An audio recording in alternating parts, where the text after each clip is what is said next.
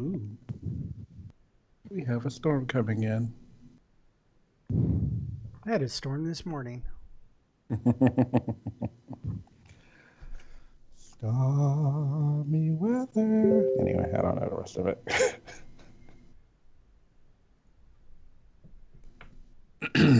And there's guests downstairs, so I want to go say hi. I don't think I'm like ignoring them. Like they do know I'm gonna be recording, so Okay. I just want to say hello, go pee, and then I'll be back. And get more drink apparently. Sweet. No big. No chat.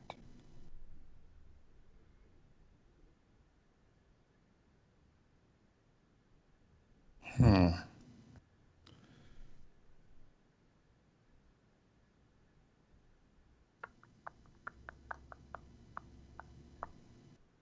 Yay.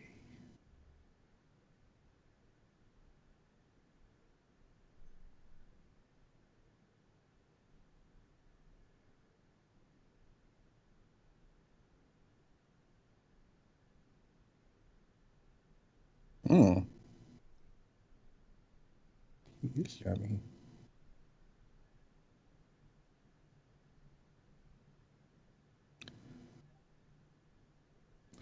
Ooh.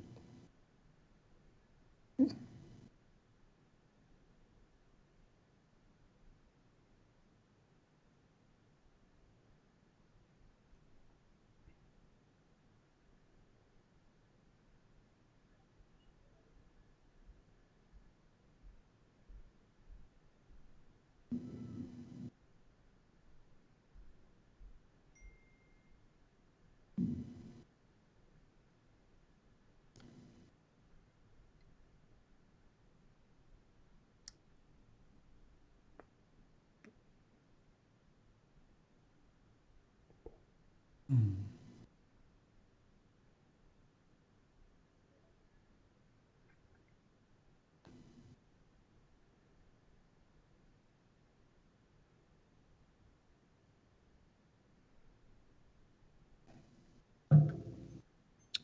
We're very quiet.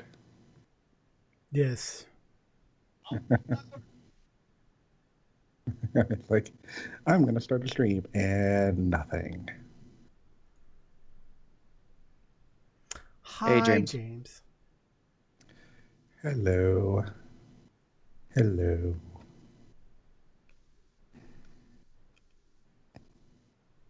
Hello, how are you? Uh-oh. Oh. This could be fun.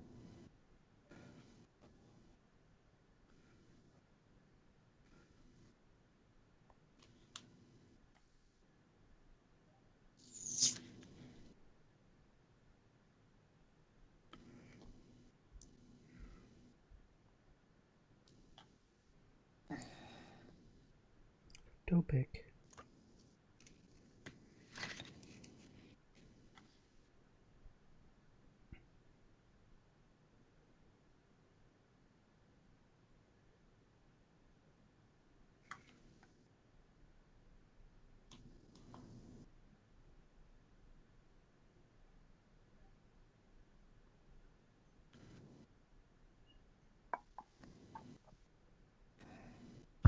Okay, I'm ready. All right, T. Will there be some? It's good to have guests. Ooh. Okay, you need to move over.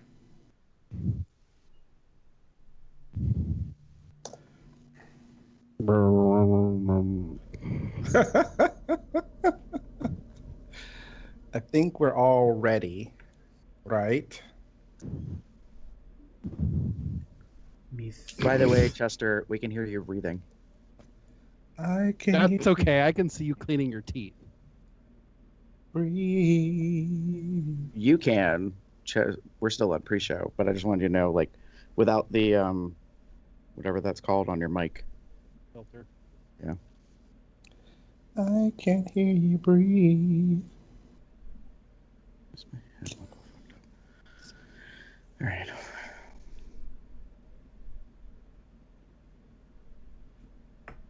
All right.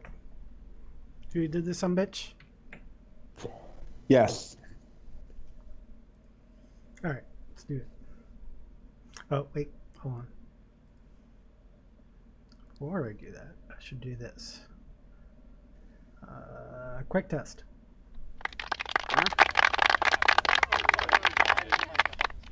Yes. Okay. Cool.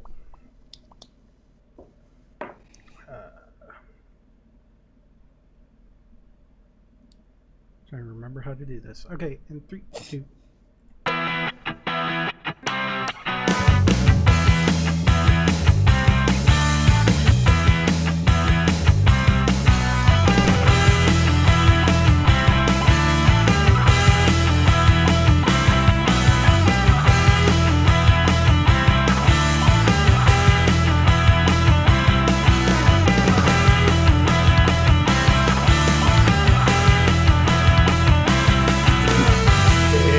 It's May 20th, 2018. I'm Jeff. Who's your bear?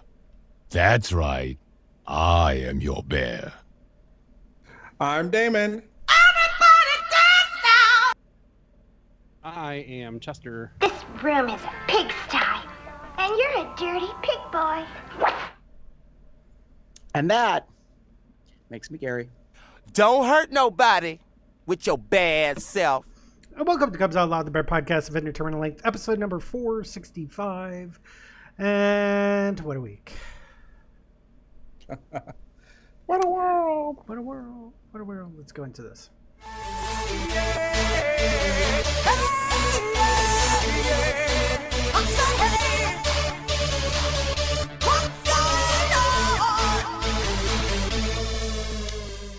So, I'm going to start off the show with a bummer. All dogs go to heaven. Aw. This past weekend, last week, my first dog, Scout, who has been for the past 10 or so years, has been living with his other dad, Keith, back in Minnesota. So I haven't really had much, time with him in the meantime. Actually, none at all, except for a few videos and stuff. Border Collie Golden Retriever, 13 and a half years old, and he wasn't doing so well. So at 5:45 p.m., I received a text from Keith that he had passed. Aw. It didn't really hit me at all. I think it was because of that whole time away. But that night when I started typing up my thing for Facebook, just tears down my face as I was typing that up. So Sonnet still is doing okay. Unfortunately, she's not as affectionate as Scout, so I don't get cuddles and face licks or anything. But she's still doing okay. She's probably not 100% or anything. She's no longer a puppy and all. She's a little older than Scout, but she's not Border Collie lab mix. So she's a Terrier Catahoula, so I think she lives a little bit longer than they do. So Cool. Also this week, somebody charged $70 to my debit card. That wasn't me. Ooh. Oh. So I spent 3 days not being able to pay for practically anything except for the $12 in cash that I had because they put a block on the card and they were rushing me a new one, and I got it on Friday. So everything's fine now for that case. But it was the a one pain in the ass. It's the one thing I hate most about, when it's a debit card, especially. It's yep, we're going to freeze the card and you can't do anything until you get a new one. You can't even... I ended up having to withdraw money. I could withdraw money from the account, but I had to do it like manually at like a bank or credit union. Which is very inconvenient for me, since the closest branch to my bank is 2 days away in Rochester, Minnesota. There you go. So I had nothing. I had $12 on me. So I was able to get some stuff in cash, but I didn't really need much in those 3 days. I had already gone grocery shopping and everything. So it was fine. Then I totally forgot when I was activating it to actually put in a new PIN code, because that was blocked. So when I went to get something the first time, debit-wise, instead of running it as a charge card, it declined, and then I fixed it by quickly calling in, creating a new PIN number. So Yeah. PIN. Same PIN number is redundant. Anyways. So, yeah, that was my week. Actually, I should say, and there wasn't really anything the previous week, because we've been off for 2 weeks. So last show was 2 weeks ago. Anyways, I did call my mother on Mother's Day really late because I almost forgot. Wow. But that's all right. Damon? So speaking of Mother's Day, I had a good one. I called my mother. I sent her flowers earlier in the week, and she was very appreciative of them. She really liked them. And we talked about what's been going on with her. It was nice to catch up. Then that night we had dinner with Jim's mother, because she lives here. And went to a really nice dinner, which she fawned over and loved and all that stuff. So it was a good time. And then yesterday, I had the Leather Group meeting from hell, to keep it simply. We were meeting at one of our members' houses, and we were having a conversation, and we started the meeting. Then we stopped the meeting to have dinner, and then we kind of eased back in. But by easing back in, we suddenly had this big, long conversation about something that is not really related to the group, but was kind of brought up.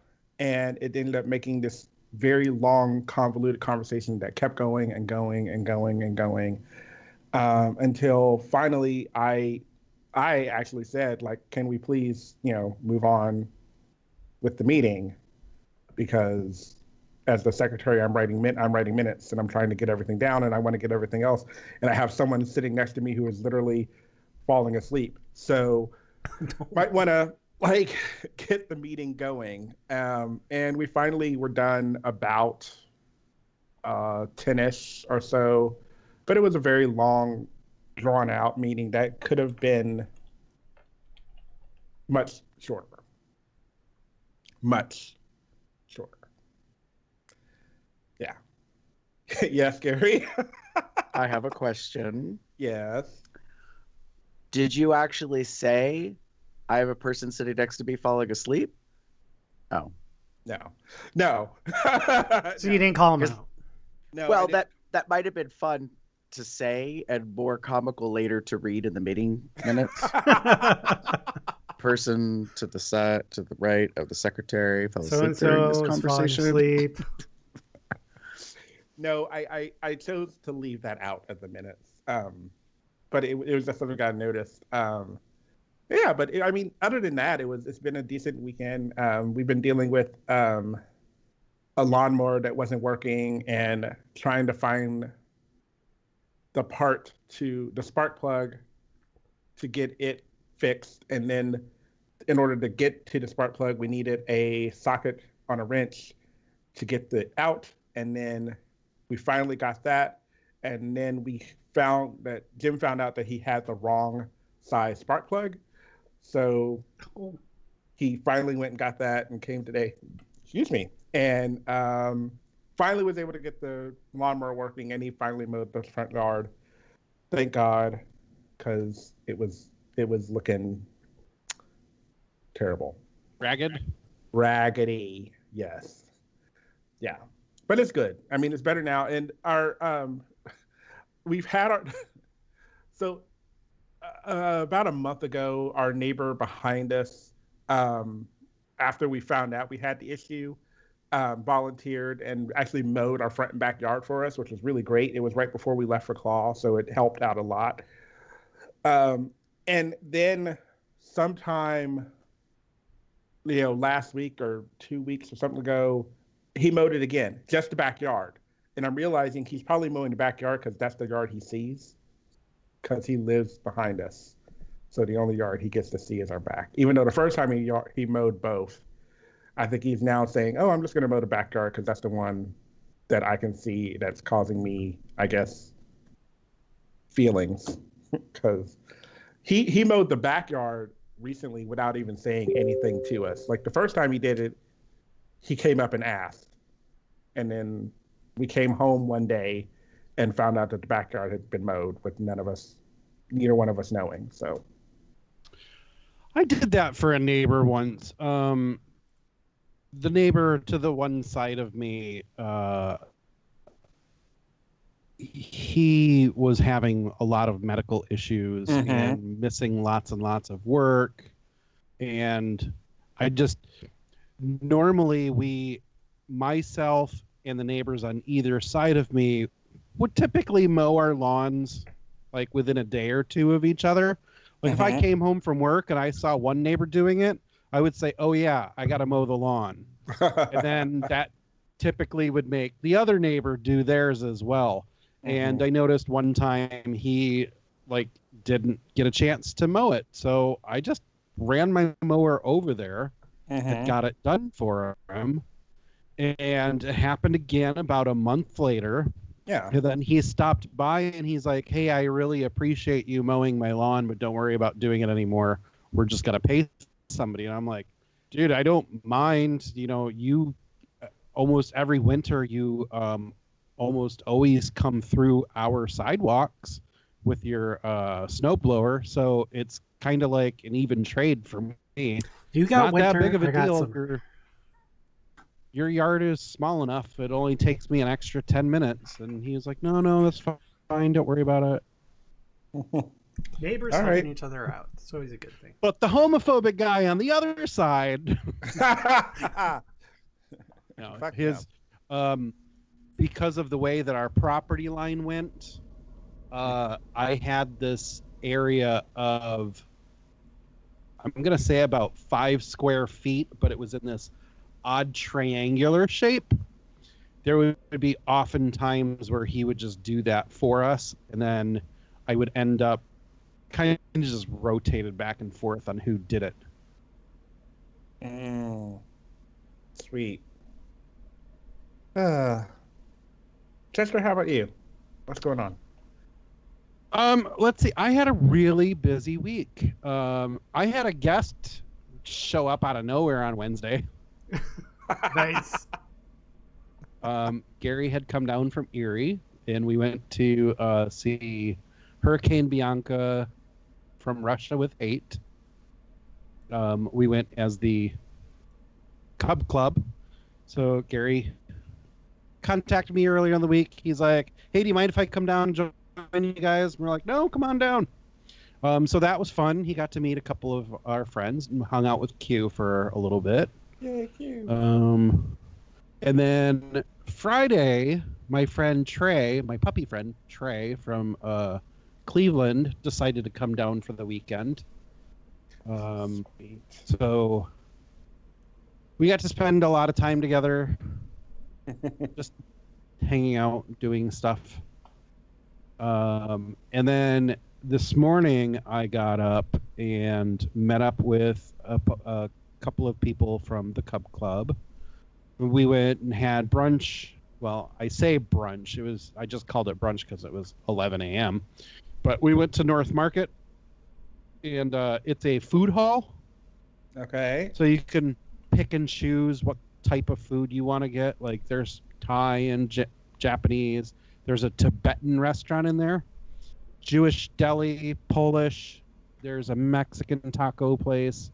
So you could just walk through and decide, oh, hey, I want this. And you grab your food, and then we all met upstairs, ate our food, and then we went over to the Columbus Museum of Art and walked around, and it was fun because it was like my, I don't know, probably my 6th time going there. So because I'm familiar with the permanent installations and exhibits, I was able to, stand there and say, oh, hey, you guys got to check out this piece. And, oh, the painting of President Obama that got put up in the National Gallery. Well, this is the same artist. And, it's fun that I can actually geek out about something. And for once, I actually know something more than somebody else. You know what you're talking about. Which makes it all the better. That was kind of fun. Yay. But yeah, it was a fun day. That would have been something I actually would have I would have gone to, but I obviously couldn't travel. But it was one of those things where I know you're going to probably do it again. Oh, well, even if you're up here, and if you're up here on a Sunday, just give me a heads up, because the museum is free on Sundays, and you can literally walk in, and if there's certain pieces you want to see, you can be in and out of there in 5 minutes. Nice. But if you take your time, and there's like 3 speeds to going into museums. You can speed walk it, where you're looking for very specific things, and that's what you do, is you find out where they're located, you go in, look at them, and then you leave. Or what most people do is they just kind of walk around, and if something catches their eye, then they'll stop and read about it. But for the most part, they're just walking along. Yeah. And then there's when I'm by myself and I have plenty of time to kill, I will take my damn time and look at every piece, read everybody's artist statement about it so that I fully understand what that is. I will immerse myself in each exhibit and try and take all of it in. Nice. Yeah, I'll think about it. It's something I like doing. I just haven't had a chance to do it recently. Gary? Meh. How was Hurricane Bianca? Meh. No, it was fun.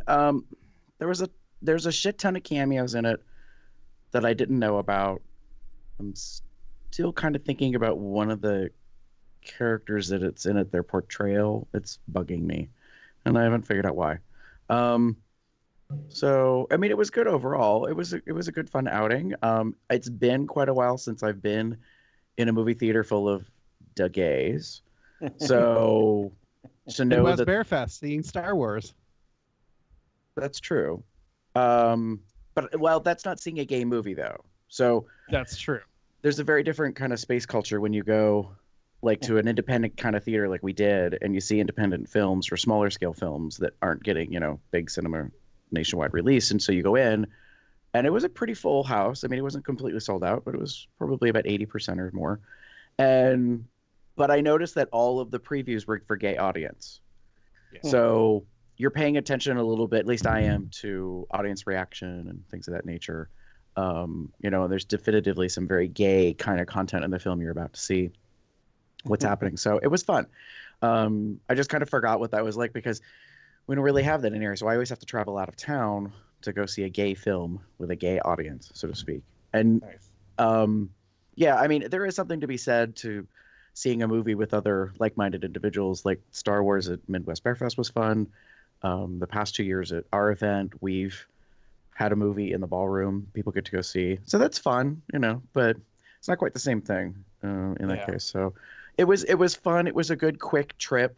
I wanted it to be longer, but I had an obligation in the afternoon to take care of.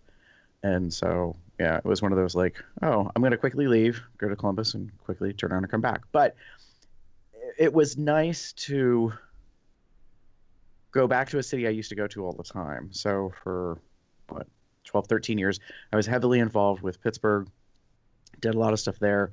And during some of that time, I also went to Columbus quite a bit, and I had made, a relatively small pocket of friends in Columbus and visited them.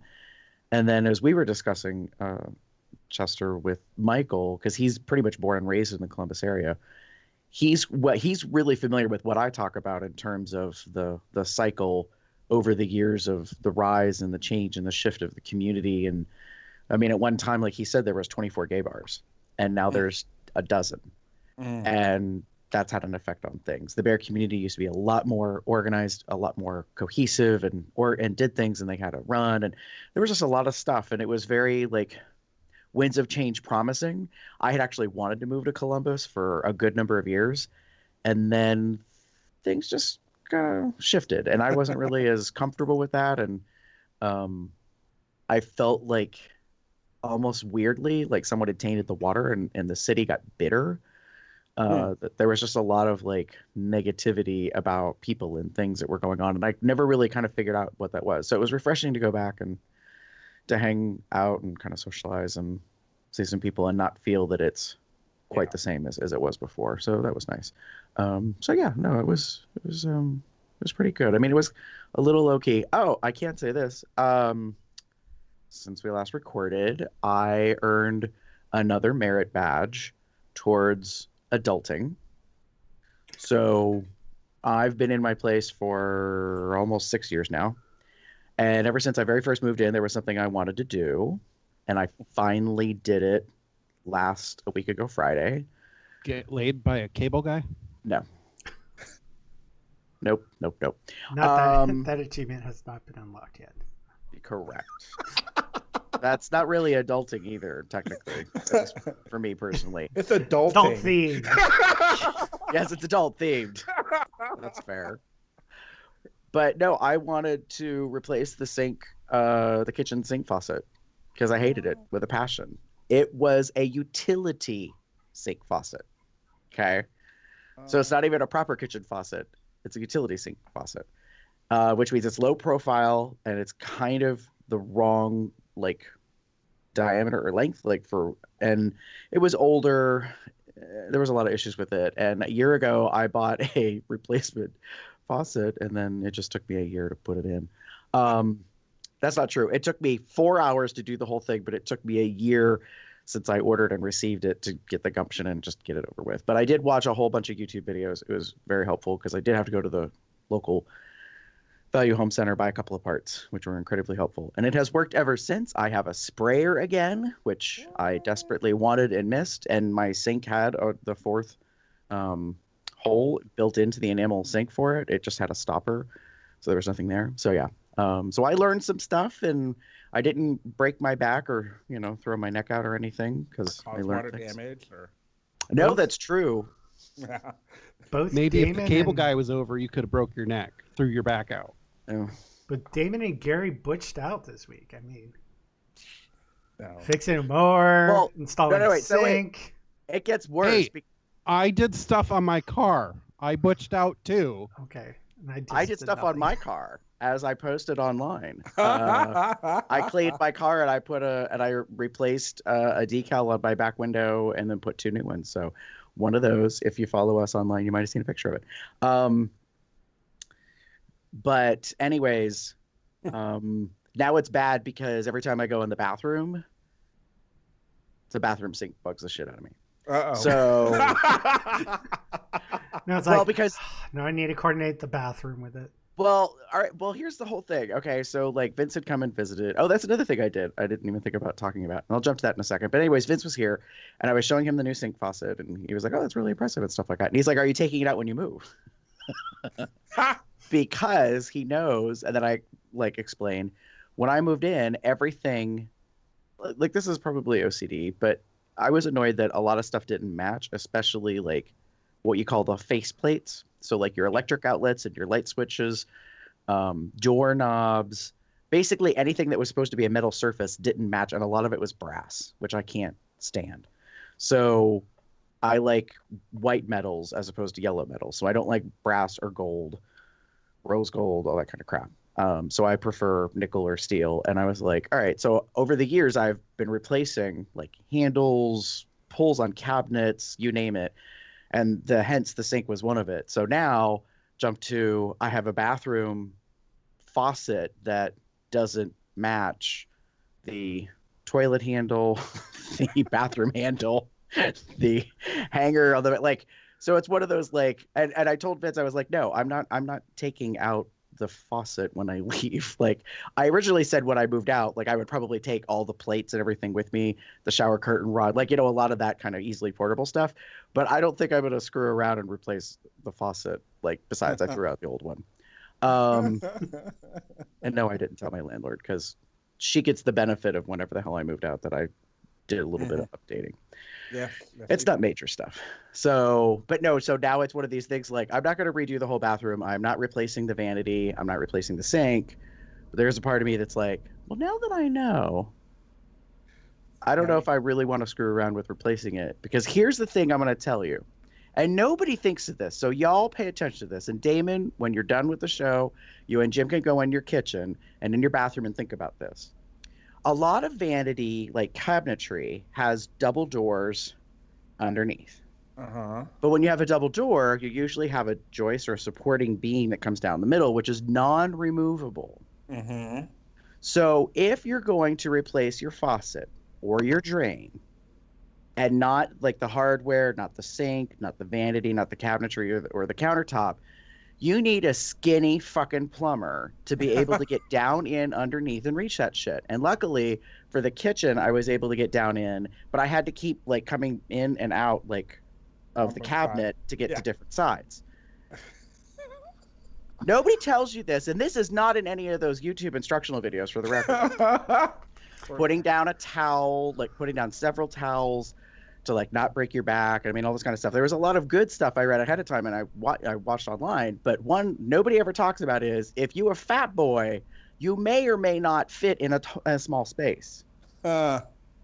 So nice. Just keep that in mind. Like it's got me thinking. Like if I was ever to be like a cabinetry kind of designing person, I would figure out a way to make like that support beam like replaceable. Like it can pop out or like I don't know something because that's just kind of bullshit. So anyways, to jump back to what Vince and I did real quick, the Mid-Atlantic AIDS Education and Training Center, the MAAETC, had a local dinner and lecture where they had two doctors come in, one from the CDC and one from Pittsburgh. Well, they're both from Pittsburgh region. One who's affiliated with UPMC, and they talked about STIs, sexually transmitted infections, and also PrEP. So that was related to the HIV task force that I serve on. So nice. It was incredibly educational. I'm glad I took Vince. He got a ton of stuff out of it. He got all super excited. He wants to get more stuff involved in terms of like emergency medicine in the local area. So it was a win. It was a good time. Hence he was here. We were talking because he helped me replace my headlight on my car. Nice. So because I had taken my dad to therapy and you pull up in front of the building and it has a glass like kind of window and I can see two headlights. Well, I can see all my headlights, but I can see that only one is on during the day. And so I dropped the F-bomb. My dad's like, what? And I was like, every motherfucking year I have owned this car, either the driver's side or the passenger daytime running lamp is out once a year. It's not the same one, so I have to keep replacing one or the other. So when Vince and I went to the dinner and lecture, when we left, it was at nighttime, and he goes, is one of your headlights out? And then, of course, I started swearing. Not that it's not his fault. I was just pissed because I was like, yes, I just found out yesterday. General cursing at the fact of the situation. Correct. So I had to go. I was like, I have to go to the dealership, blah, blah, blah. He's like, why do you have to go to the dealership? I was like, because they're the ones that'll replace it, and I don't know how to do it. So we're still driving down the road. He's on his phone. He's watching a video. I'm talking, but I figure he's not paying any attention because you have friends like that. And no, it's nothing against him. And he just turns around all of a sudden. And all of a sudden, Vince goes, oh, it's super easy to change your fucking like headlight. Go to Walmart. Okay. Make a turn at the light. Go back up. Go to the store. Buy 2 halogen bulbs. We go, and he's like, do you have any gloves in your car? And I was like, no. And he's like, well, we can stop at my house, but I know his area, and it has a lot of trees, so the city light pole isn't that easy to see necessarily. And I was like, well, we can go back to my place because I have, gloves there at the house. So that's what he did. So he knew how to do it. He replaced the first one, and then he's like, do you want the second one replaced? Mind you, it took him over half an hour to do the first one because there is a special kind of like clip thing, and it's a pain in the ass, and of course you can't see, even though we had like a flashlight and stuff like that. So it took him forever to get the first one, and then he did the next one in like 3 minutes. Nice. Like once he figured out like the proper bulb alignment and the thing, because there's like the bulb, and then there's the plug thing, and then there's a gasket and a cable. Like there's like 5 things. So once he did it once, he was like, oh. Well, I mean, it's kind of like sets. Once you figure out how to get it in the hole, the next time goes easier. So true. Yeah.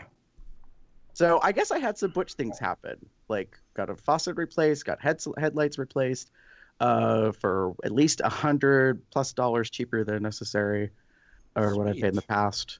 Now, I cried, so I wasn't butch at all this week. That's not totally true. You're fine. Yeah. Anyways, that's it. Yeah. All right. So let's go. Where is it? Where's the thing? I have the thing. Where'd the thing go? There it is. Hey, Chester, where did you get that great T-shirt? Oh, this one? Wiseazzle.com/CubsOutLoud, of course. Over the past 10 years, our listeners and watchers have been supportive of Cubs Out Loud. Last year, COL launched our online merch store with Zazzle, and since then, the COL entourage has been enjoying all kinds of items. In our Zazzle store, you'll find apparel like t-shirts, hats, and hoodies, but we also have other items like mugs, bumper stickers, and more. In our YouTube videos, we like to show off these great items and talk about the product quality. We're just talking. When we started our store, product showcased our 3 generations of the COL logo as a way for everyone to show their love and support. Even better, now we've expanded the selection by adding in designs based on topic discussions and your feedback.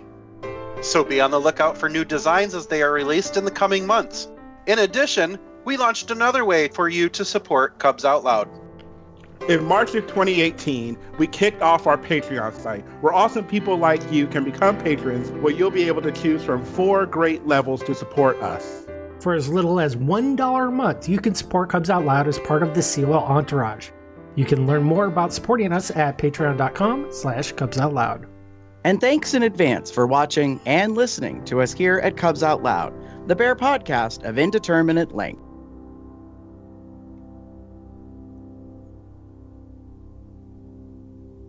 Really long thing. Anyways, hey, so nice, neat little thing about our Zazzle store, which I'm flipping to here. Hey, what's this? There's new stuff in the Smashy collection. There's new Smashy stuff. New Smashy stuff. So 3 things. We got water bottles, we got mugs, we got shirts of the Bear Run definition. Combination of buffets, dance parties, and butt stuff. So that goes out to, I think it was John G who had asked, when will that be available to buy? So now it's there. There it is. So we had an interesting little kerfuffle with Zazzle because at first they didn't want to put our design up. But it wasn't the design. I know, but that was what was so funny. I was like, what the hell is wrong with what we did? Like, I was like, I don't think we did anything like offensive. And I was like, surely there isn't somebody who's reviewing these individually and is like all offended, like clutching pearls, like, like, butt stuff. No, I was thinking more like, they don't like bears or some bullshit. So, so we learned a valuable lesson. Don't use certain words in the description. They won't flag it. Nice. Also, one thing that's not showing up on the store as of yet, because I put it in, I submitted it a little bit later, but I'm bringing it up on the screen. There's also towels. Bitch. Towels? Really? It is set to washcloth, but if you really want a like big old bathroom towel set of all these things, actually it's only on the washcloth, so you can get a full set, but it's gonna be color. I haven't set it up for the full thing. So right now it's just on a washcloth for reasons. Hey, so here's my thing. This is my challenge to the COL entourage that's out there. If you happen to purchase, or maybe if you're a patron and you get one of these as a gift at some point or whatever, I would love to see you actually sporting this stuff at an actual bear run. That's just my little thing. I think that would be quite funny. For the towel, preferably with the least amount of clothing on as possible. Well, see, the towel thing, that's more you, because you're a pervert. So my thing is, I would like to see like a water bottle potentially, because it's not quite in your face. I mean, a t-shirt's fun, but I was thinking about it, and I'm like, a water bottle could be kind of fun because you could put a cocktail in it, and you could be drinking it at the pool or whatever, and it's kind of subliminal, and people might pay attention to it, and so they might say something, they might not. I don't know. That's just me. Comes in 2 different sizes. There's 1, 2, 3, 4, 5, 6, 7 different colors. There was a 8th, but that is currently sold out. But watch, if you really want orange, then go for it. Although it doesn't look really good on the orange, honestly, or the red. It really should go on a very light color. Yeah, so the silver or the white would probably work just fine. But it does really wrap around, like it's on like it wraps around 3/4 of the thing. So, anyways, just to show them for the water bottles. So, just to let you know there. Also, here's our Patreon. Note. This is actually a programming note. So definitely please subscribe to your Patreon. If you want both Cubs Out Loud shows, Cubs Out Loud and COL Drag Race, the only way you can get it in one feed is if you become a patron. Any level, $1 more, you get access to the exclusive COL Mega Feed. But now, the COL Drag Race, starting this week, so if you're listening to this podcast right now, then you will not be. The next episode will be the next episode that comes out loud. It will not be the next Drag Race episode. The Drag Race episodes are on their own feed. And if you want a quick way to subscribe to them through Stitcher, Apple Podcasts, or Google Play, you just go to cubsoutloud.com. On the right side sidebar, there's subscription links to each of those. Also, a link to the actual RSS feed itself. So if you use something else, you can just use that link and pop it into your podcast player of choice to subscribe to the Drag Race show. So they'll be separate for non-patrons, for the non-patron feeds that are free to everybody. But if you become a patron, all you need to do is subscribe to one feed to get both of them. Sweet. And this is all because Gary mentioned in an episode of COL Drag Race, Tea Time, that if you don't want to listen to the regular episodes of Cubs Out Loud, you could just skip those. Well, so here's the reason why I said that. And this is not me being shady about our own podcast, but this season 10, we've had some audience members that are mostly probably only YouTube that are, I believe, women or identify as women that are interested in Drag Race that have been joined and chatted with us live. And so I realized we're kind of opening a door or a window to something they know nothing about. And so they may just automatically be kind of like, skipping that stuff and whatever. Anyways. I'm just teasing you. I know. So, but it's very much appreciated actually, because I think it makes it a little easier if people only want that or, whatever. Or if you don't want to listen to the Drag Race shows, then you've got that. So that way you can just go subscribe to the one feed which doesn't have the Drag Race show. So there you go. Where were we? We were going into this.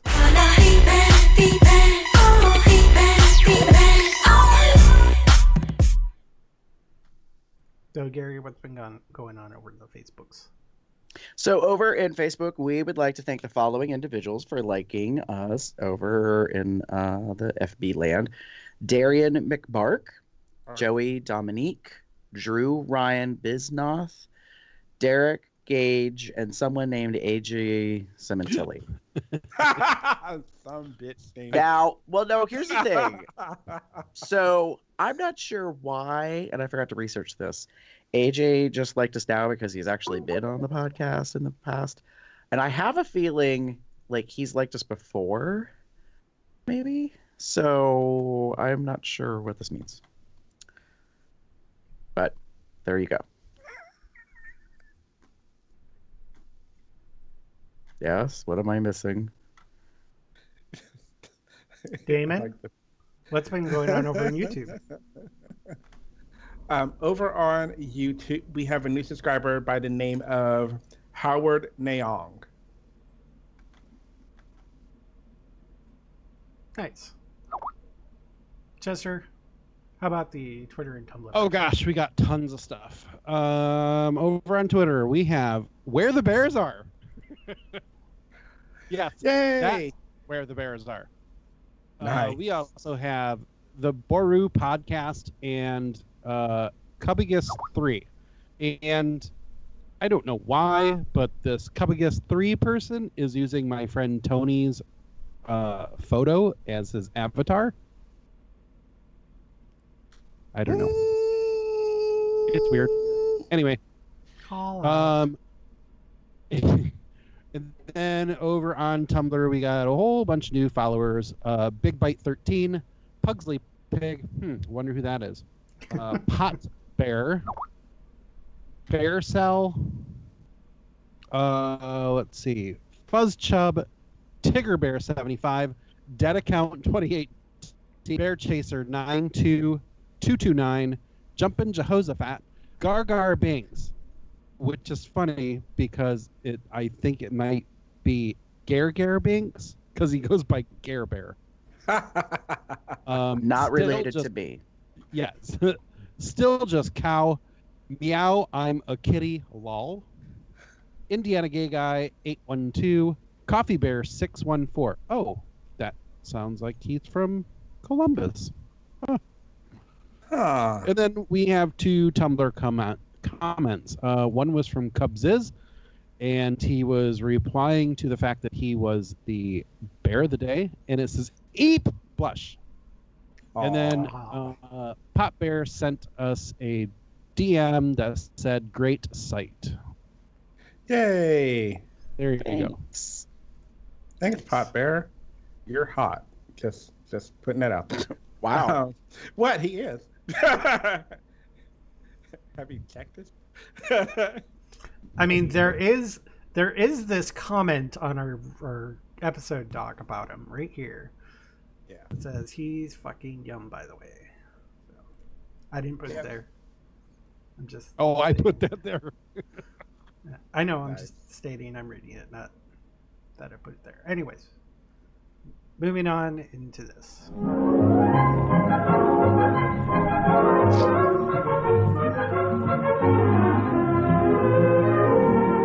It's Urban Dictionary with Gary. All right, so while I was online watching somebody on their camera, there happened to be a chat, and there was this term reference that came up that I hadn't heard of before. So I was like, let me go to Urban Dictionary and see if this is an existing thing. And I'm an old man, and I don't know what the hell's going on. And sure enough, phone bone is a thing, which I had not heard of before. Who'd have thought? Yeah. So it happens to be defined as to engage in a sexual conduct over the phone. In lighter terms, to have phone sex. Which kind of cracks me up because that was my thought was, why don't we just call it phone sex? Because I guess I'm old. That's what we always called it when I was younger. But apparently we're focusing on like men, because I doubt very often that female identified individuals say phone bone. Anyways, the example is, did you hear that Andy totally phone boned Jennifer? How disgusting. whatever. Well, maybe Jennifer wasn't into it, so perhaps Andy should have tried it with Steve instead, and it would have been better. I mean, you never know. Who knows? Yeah. But it cracked me up. So this is my question for the three of you, real quick. Have you ever heard of this? Nope. Because I hadn't. I have not. No, but It as makes soon as sense, I though. read Phone Bone, I assumed that's what it was. Yeah, it didn't take long. It didn't take much for my mind to go. Yeah, we're talking about fucking on the phone. We're talking about talking about sex. Okay. Through Yeah, the Yeah, I don't know. I just had no reference, so.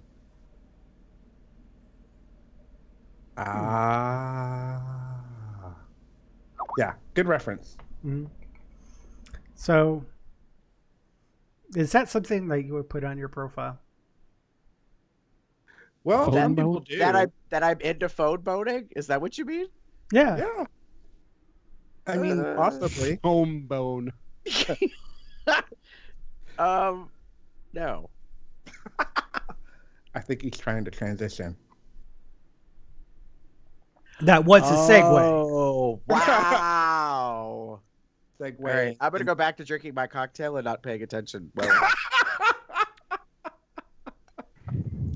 So, I will admit, I'm pretty sure we talked about this a long, long time ago. But it's totally deserving of repeating with different people on the cast. And also because it's a different world. No, wasn't that a TV show? it wasn't. Yes, TV it was. show. It wasn't that one. What was that one? It was like a primetime show, wasn't it? It was a primetime show. It was a spinoff of The Cosby Show. Ah, gotcha. There we go. Anyways, so I'm terrible with making profiles. Well, maybe you'll learn something today. So teach me, Mr. Gary, Mr. Damon, Mr. Chester. All right, now Professor. hold up. No. I just want to make it clear for the record that, like, I might have some opinions about this, but I am by no means an expert. Okay, so so Chester. And the reason why I say that is because I hardly get anybody that ever talks to me on any of these type of apps. Amateurs. So maybe we're not the best candidates to be discussing this? Is that what we're discovering? I thought about that earlier, and I'm like, no, that's not necessarily true, because most of the opinions that I will be sharing from my own point of view are things that other people have said. Okay. So, if we're talking about profiles on dating apps, they'll say things like, oh gosh, I really hate when, or the types of profiles I like to read are. Okay. And then they give me examples. But yeah, it's been, so as someone who pretty much, primarily has been online, since I graduated high school in 98. So since I went to college in 98, I've pretty much made profiles for myself. I didn't realize we graduated the same year, Damon. Well, yeah. What ended up happening. So I'll paraphrase. Quick short story. I technically started a year later than I should have because my birthday was in October, and at the time in the state of Kentucky, you had to be a certain age in order to start. Well, it's like how I was probably one of the youngest people in my class. So yeah. Ta-da. Most of the people were 17 or 18 at the time we graduated, and I didn't turned 18 already or something like that. Anyways, I graduated in 98, but I was the youngest in my class, so maybe second youngest, but still close enough. But yeah, so since I've been, I've been online, I've been making profiles for myself, I've been trying to find ways to make things easier, quicker, and informative without being over informative, like too much information, et cetera, et cetera. Because the one thing, Oversharing? yeah, oversharing. Yeah, that's the word. Thank you. I was trying to figure out the word. So yeah. And as we, one of the things he says that you put in this sort of outline is that your photo is pretty much the most important thing. I'll just go ahead and put that out there. If like you the put photo a that you. photo in. Well, yes. Oh God. Okay. Yeah. So the reason why a photo is the most important thing is because we live in an age where information needs to happen fast. So when you're opening up your app and you want to find Dick, the first thing you're going to want to do is go to somebody that you're attracted to. And if you're not that person's type, they're not going to bother clicking on your profile. But if they are, that's like the first step to luring them into your sexual prowess. I don't know. And let's face it, we're gay men, we're shallow, looks are important to most of us. Well, all right. I'm not going to dispute that last comment, Chester, but I will say this. We evolved based on the visual medium. Like how we interact with the world a lot is through sight. And those that cannot see are in like not necessarily accustomed to things, or we don't do things for those that can't see that well. Let me put it that way. And that is pretty shitty because all the apps are all just a series of pictures to even see what their profile is. Right. I mean, I see Zero Cub on here. So, I mean, that's one of the things that I think of in terms of the fact that your photo is so important is that it does say a lot about you because we evolved as a humanity using sight as one of our primary senses to define the world and how we do things with it. So I think there's no getting around it. And I use that. I know I'm very judgmental and I use it all the time. I just used it today. I happen to be on Scruff. They have that match stack thing that they do. And sometimes when I use it, like today, I think very quickly to myself, oh, look, like I'm being judgmental. Nope, not for me. Nope, not for me. Nope, not for me. Nope, swipe not left, for me. swipe right. Yeah. So and that's the thing is like, if no offense, if you can't take a good picture, or even if you take a really great picture, if there's just something about it I don't like, I'm probably going to say no. Like, I don't know how else to say it. It derives a lot of information. It communicates a ton of stuff. There is a picture, actually, I think of it. This doesn't have to do with profiles, but I want to make a callback. This goes to probably just Jeff and Damon, because Chester, I don't know if you would have been a listener at this time. There is an infamous picture on the internet that I completely lost my shit over back when we were doing Tumblr stuff, because the background of this room is some of the gaudiest decor I've ever seen in my life. Craigslist? There are two hot guys in it fucking. It's on Tumblr. It makes the rounds every now and then. It's like purple and chartreuse and gold, and it's kind of tacky. And it's so funny to me because some of the comment stuff is like, people are like, this is kind of hot and really gross. Like, meaning like the background is such a problem. And it cracks me up because this is what I think of is when you take a profile photo and you put it on there. Yeah. The background is really kind of important. One of my issues, and it happens even on Tumblr, it's not even necessarily on a profile. People take pictures and I'm like, could you just the tiniest bit of cleanup? Just you can shove everything out of camera frame. Do you know what I mean? You don't have to do a deep clean. Take your washcloth and wipe your mirror in the bathroom. Yeah.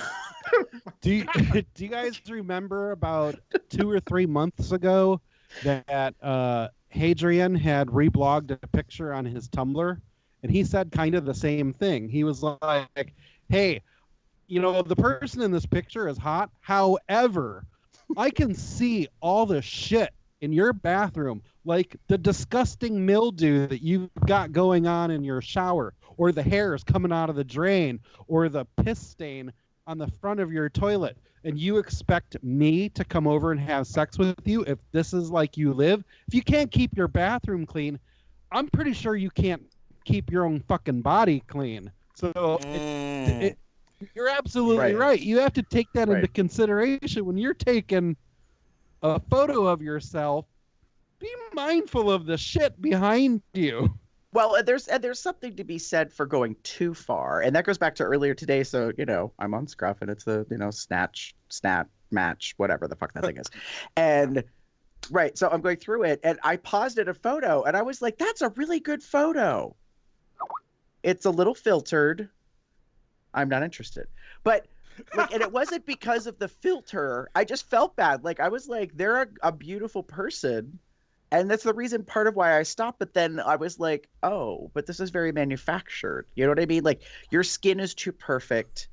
Like there was just so it was kind of the other extreme, as opposed to give no fucks. Here's what my house and my life looks like, which is kind of what Hadrian's referring to in a way, versus the other, like, no, this is very altered in that. And it got me thinking about that. And I was watching some TED Talks today as well. And I was thinking about how much we really live in a thing. I saw a graphic and I thought it was perfect, and it was the Facebook logo, but it was called Fake Book. And then I thought about it for a moment, and I was like, oh my god, like that's actually accurate, because the whole point of the social network there is to be connected with other people, but it allows us to manufacture an online life that is not necessarily true. So when it comes to this in terms of the show topic, no pic, no chat, the picture is kind of the defining gateway. It's the door. Like Drew says in the chat, which cracked me up to no end, which is so true. He's like, in foodie terms, you eat with your eyes first. So true. While I appreciate there are people out there that put all the text and they don't have a pic, or they say things like, if you really want to see me, like meet me in person or whatever, I kind of understand that. However, you're narrowing your audience very much. Yeah. And exactly. As Drew said, in foodie terms, you eat with your eyes first. Yeah. Right. I will say that while I am not the type of person who is so hard up that they have a face pic showing, if they chat with me, I expect to see their face at some point. True. I don't dismiss the fact that they don't have a face pic when they're chatting with me. I will still open their profile and look for other indicators to tell if I'm interested or not. Yeah. Things like their physical statistics, like their height and weight. So if they don't meet certain parameters for me, I'll just be like, well, they're not my type anyway. It doesn't matter if they've got a pic or not. But if they do meet my own personal parameters, then I will want to see a picture and I will ask them for one. Yeah.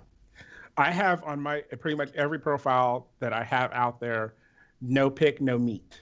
And that is one of my kind of hard stops. Like I appreciate I can converse with just about anyone. I will talk to you. I'm happy to, answer questions and hang out and all that, not hang out, but chat online and whatever.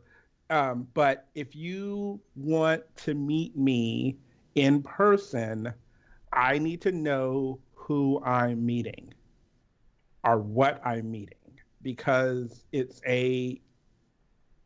for me, it's always been, I know it sounds crazy, but it's a safety thing for me. It is a sort of my little safety net kind of thing, to where if something were to go wrong, you're the last person on my, that downloaded on my computer, or you're the image that someone sees in my inbox if something were to go wrong. Like, hey, here's something that could potentially link back to and potentially save something that happens. Having said that, I have in the past met someone without a picture, and I've had interesting interactions in my years. When you're in your slutty 20s, you sometimes put some blinders on and you bypass a couple of things that you you throw caution to the wind because you feel like you're invincible. And I had to stop that, not necessarily because of something that happened to me, but something that had happened to others, and reading stories about people who were attacked and everything else. And that was for me, like, I'm like, nope, I can't. Like, as much as I, maybe hard up at the point in time where I want to get some D, if I don't have something to somehow connect you, and usually it's a picture, I'm not going to meet you. I'm sorry. Like, that's one of my little hard kind of stops, hard nose on things like that. Yeah, I mean, and I think Chester's points are valid. We are shallow. I mean, looks are important. I appreciate that people say you should get to know the person's heart and that kind of stuff. That's perfectly fine. I have met somebody who initially has, still to this day, a profile without a main picture, but then we chatted and they sent me a kind of headshot image. They left out a key detail about them in a physical way that I did not find out until we met and had a dinner date. And I'm still thinking about it to this day, even though it's been quite some time, because it's one of those, I had to decide in the moment how awkward this is, because they made a decision to not tell me something. Mm-hmm. And now I'm having to figure out what to do and how to handle things, because how I compose myself is an issue. Yeah. For me and for them in a way. So it's one of these things that, I think of myself, as a good person, but then I feel like I'm kind of caught in a catch-22 that I don't know something. Uh-huh. And, it's an interesting point, because we haven't gotten to it yet, but there's profile text and like the things that you actually list about yourself and what you say. And that's another factor of, when people do want to engage with you or do chat with you. So would you say that's probably a good idea to at least have a pic as an initial profile pic, not just be like none and everything's like locked behind private? And if you have any sort of pitch, I think even if it's not necessarily your face, but something to draw the attention. Yes. If it is a picture of a meme or a cartoon or something that is clearly not a person, I treat that as them not having a picture at all. Mm-hmm. However, if it is a picture of, say, their chest or their belly, or sometimes their thigh or their arm, those are things that will draw me in, because those are my trigger points. I'm all about seeing thickness on people. Right. So there are times where I will be on Growler and I will like, oh, that guy's got a nice chest, and then I will want to see more. I still think there's a gray area of pick or no pick, but at least that's a start, is having a body. Something. Yeah, I'm the same way. I'm stuck on the using a meme as your profile picture, because I'm like, really? They do. Okay, so it's funny you mentioned that. Because I really like David. We're like family. But if he put up the Kermit tea sipping meme as his profile picture, that's just one part of who David is. You know what I mean? Like his personality. It does not fully represent him. Not that necessarily a headshot fully represents him either, but like, I wouldn't know what to interpret out of Kermit's tea sipping. I would be like, oh, this bitch. Which, no offense, no shade, is a little bit of David, but it's not like all of who he is. Like, he's just, he's not judging the world every second of the day that I know of. But no, like I've gotten it. Like, it's funny you mentioned it, because there's a girl who I work with, who I love her to death, but we all got Skype at work, and one of the things that they wanted everyone who's a executive to do is to have a professional like headshot picture made, and then you're supposed to use it like on your profiles and stuff. She has refused essentially to do it, and to the point where now her profile picture for her Skype is grouped, and it's like that doesn't look like her, obviously. Okay, but there's a difference. You're talking about somebody at work. We are talking about somebody that we're looking for dick from. I get that, but why? Like the point at work, why hide who you are behind a meme, or a weird photo, or like your dog or cat or animal or whatever you have? Why put something else out there? I used to see it on Craigslist all the fucking time, where guys, instead of posting pictures of themselves, would post pictures of things they want. While I can respect that, they would also post because when you're looking through Craigslist, rest in peace, the things that usually catch your eye are the ones that have a picture. So I remember people would put their wallpaper, like the picture of the landscape with the sunset, as like a picture just to grab people's attention to their listing. And it was annoying to me as someone who was like, I wanted to see what you look like. And this now insults me. So here's where I think the connection is, Damon, between profile apps, which is the point of today's topic show discussion, and the professional work environment where you have a coworker who is choosing not to post their actual headshot, which you're saying, what the fuck, everybody knows what you look like, or at least who is in your immediate vicinity. Yeah. Because I have a vice president in a former employer who to this day still, even on professional networking sites, has a cartoon image as their thing. Yeah. And they just came to mind when you were like, why is that? And then, Chester's like, well, we're talking about apps. And then it occurred to me, I'm like, because that's even more indicative of a psychological thing. And I'm not diagnosing anybody, but the fact that you choose in a professional environment is kind of the same thing as you choose on an app to hide behind something. You choose something else to represent you than to actually let yourself represent you. Exactly.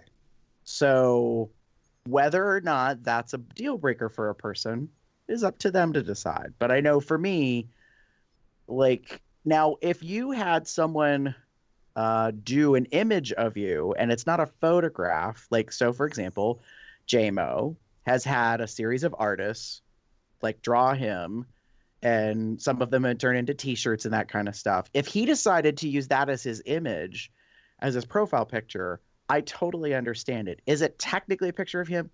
No. Does it look like him? Yes, kind of. You know what I mean? So yeah. I think an artist's interpretation of what you look like is acceptable. Maybe a good conversation starter could be a way to get people to pay attention to your profile, that kind of stuff. But when you're using something that doesn't look anything like you, let's say, I don't know, you have Scooby-Doo. That's great. Does that mean all you like are Scooby snacks? Does it mean you're into pup play? Does it mean you like to get 420 high with a guy with a scruffy little chin thing? I don't know. I'm not sure where that goes, and I probably won't take the time to get engaged. So, but that's would you say an avatar, a cartoon version of you, would be a good replacement for an actual pic? Maybe it might be slightly slight caricature of yourself or something. Yeah. Because my thing is when it comes to a profile pic, the main profile pic, I don't care what you do with the rest of them.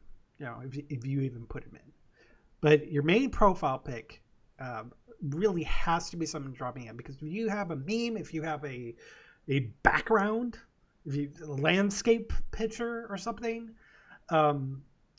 for your profile pic, I'm just gonna skip it because it doesn't draw me in. It's oh, nice pic, move on. So having something to actually entice me, an avatar, a graphical version of you that's not necessarily a picture, might help entice me into going in and seeing if you have any other pictures that aren't necessarily your main profile picture. But that might be an alternative. You don't want a picture of the actual you, but I really think that you need to have something to indicate what you look like. As we said, maybe it's not a face pic. Maybe it's just like chest belly pic or something like that, where you don't necessarily have your face in there. But when you're talking about profiles, especially when we're talking about getting dick, we kind of want to know what we're getting. You know, we want to know what the merchandise is before we go to the store.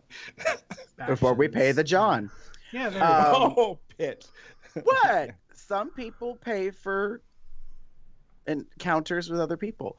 And I'm finding out apparently it's happening a lot more these days than we've let on publicly before. And I just say that because there's like male celebrities who have talked very openly about the fact that they pay for having dates with men, which used to be scandalous. So anyways, in the chat, it's interesting because, you know, Drew says avatars are okay, only if you have other pics to share, which I think is fair. Yeah. Chris Green is like, doesn't a lack of a profile pic just scream, quote unquote, on the DL to everyone? Which I think is an interesting way to interpret that. Could not. I do too. And he followed that up with, I generalize married straight man to partnered guide. Yeah. Right. Yeah. It's interesting to mention that because as someone who's, you know, like I said, I've been on for a while, and it's one of those things that I agree. It's usually almost always it's a you're hiding something, and I am instantly skeptical. Whether it's you don't want people to see who you really are for whatever reason, or you're married, or you're partnered, or you are on the DL or whatever, it is an instant like hesitation. I'm immediately like taken a little bit aback, especially when I have on pretty much all my profiles a face picture. So like, you know what I look like from the get-go. You've got a picture of me pretty much on all, like I said, on all bare sites.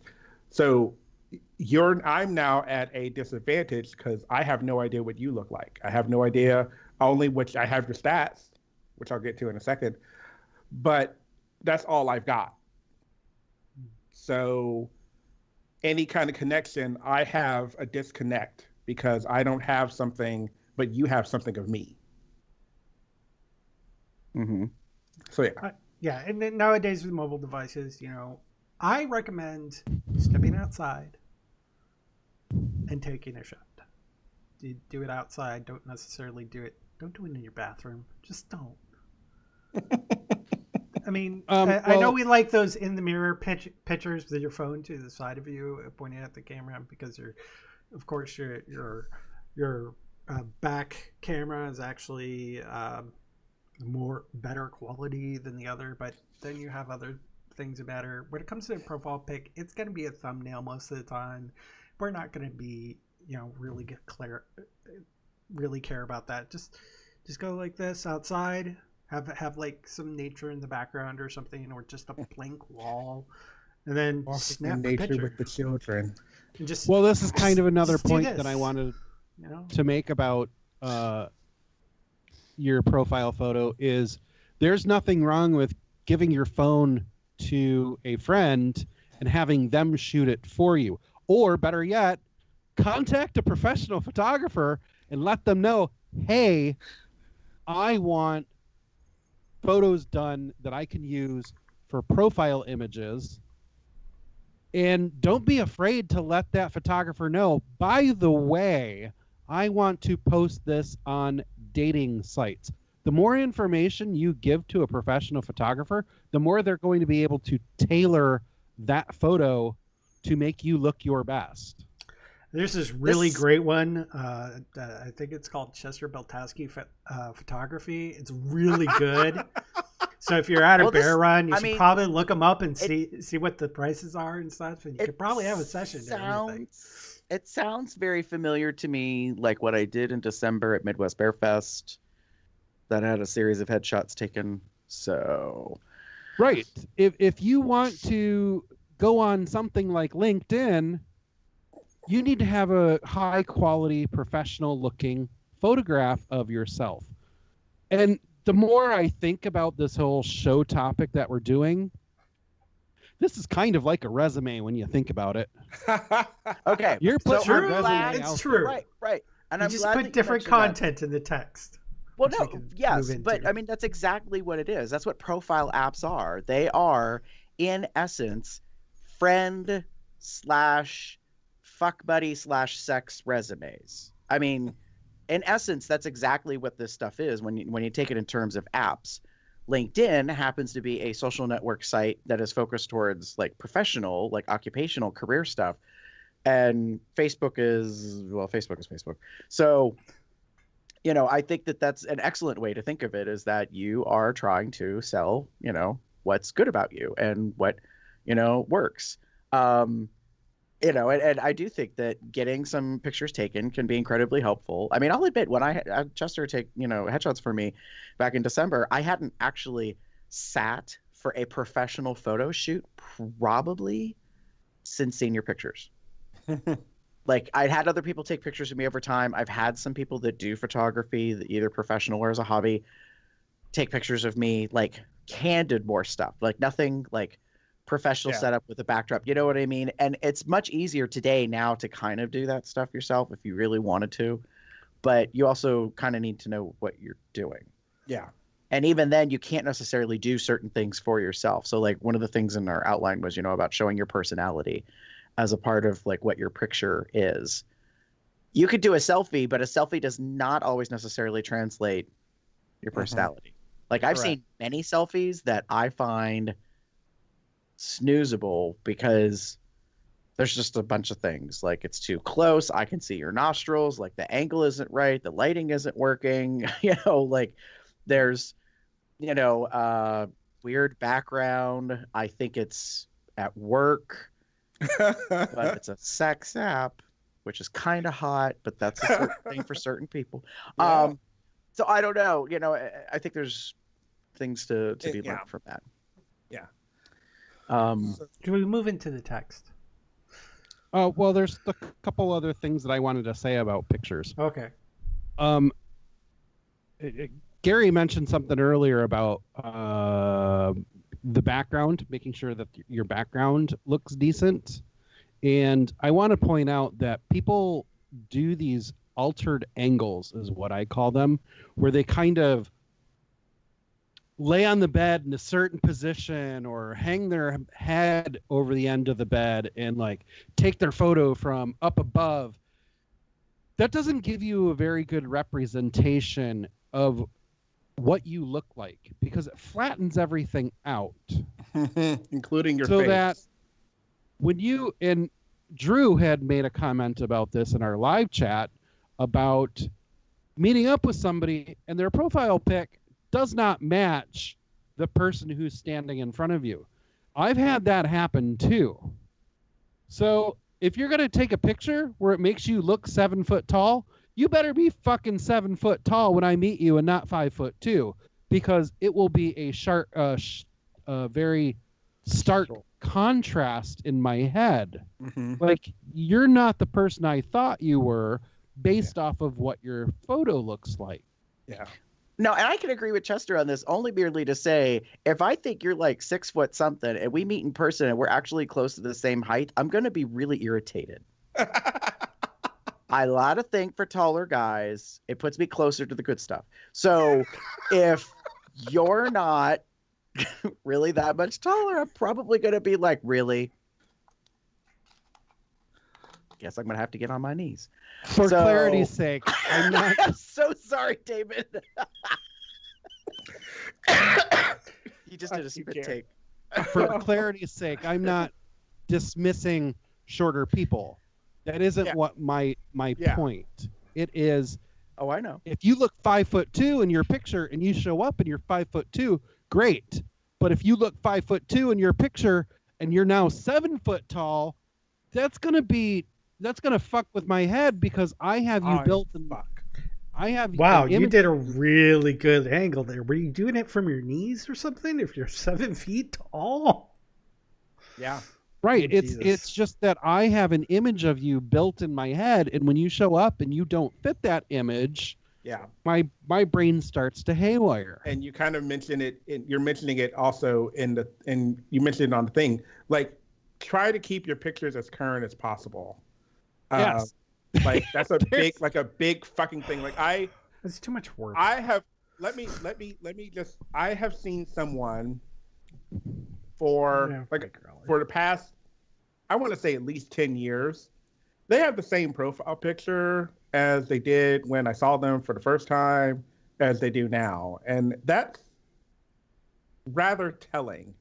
And I get it. Sometimes you forget about profiles or whatever, but when you're active on a profile, try to keep it a little current.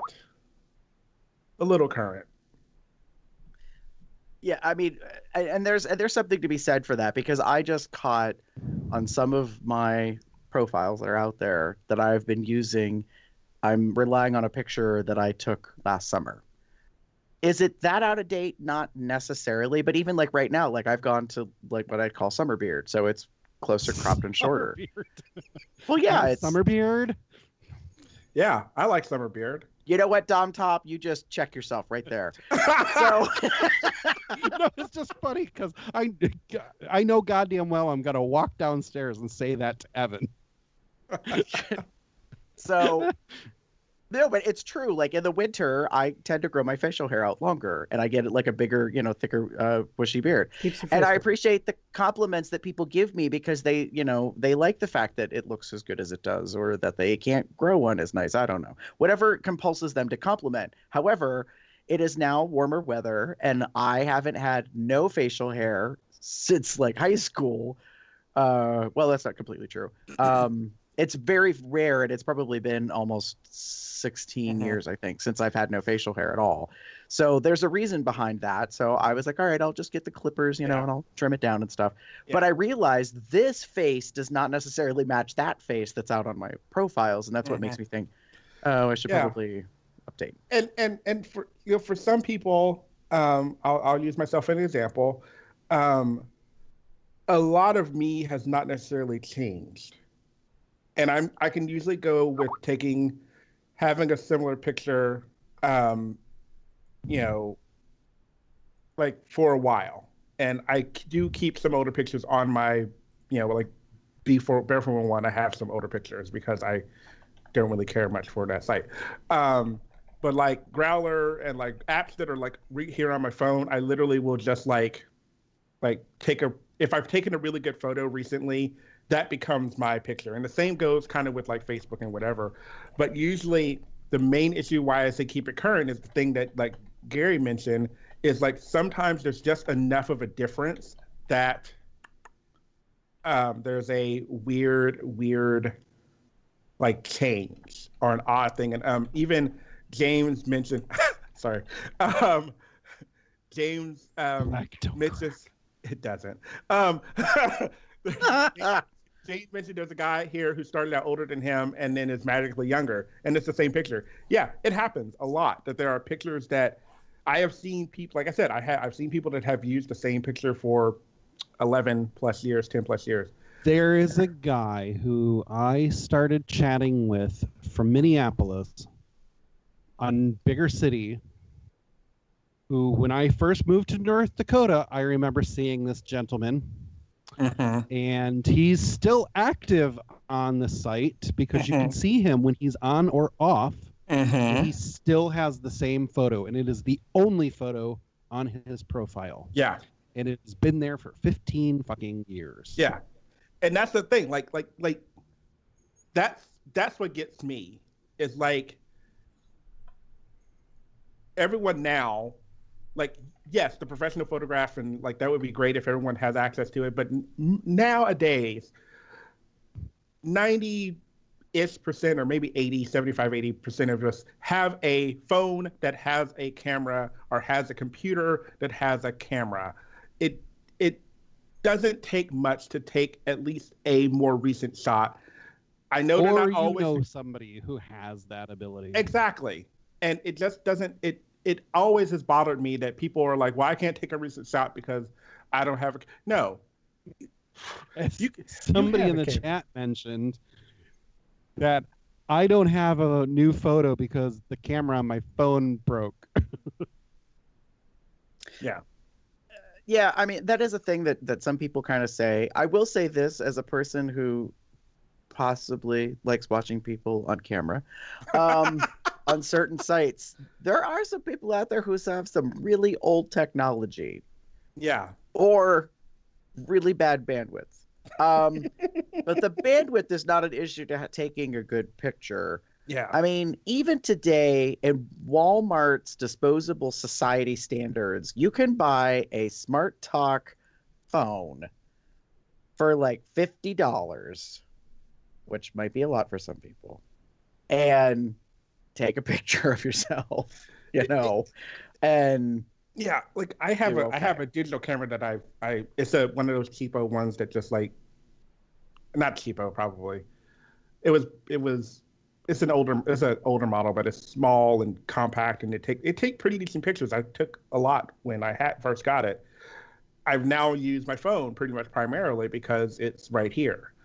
You know, it had always bothered me when people use those excuses that they don't have pictures. Like I've chatted with guys online before, and they're like, I don't have a picture because of this, that, and the other. And I want to be like, well, you know, I'm not going to do much else with you unless you send me something that I can look at. Yeah. I'll put it to you like this. If you're listening to this podcast, you have the technology either in your hand or pocket via a mobile phone, mobile device, that I'm certain will have a functioning camera, or you're listening to it via a personal computer or tablet. Tablets have cameras. And if you are on a personal computer, you can just go buy a $20 webcam. Or, hey, you know, ask your friend who most likely has a... Or send a message on Growler or Tumblr or FetLife or whatever it is that you use to Chester, Cupcake76. And even though you don't have a pic, make sure in the message you say, I want to fix not having a pic. Could you please take my picture for me? And work it out that way. Do it. Work it. Whether you have to barter trade to pay or actual cash transaction remains to be seen. So there was another thing that I wanted to say about profile photos.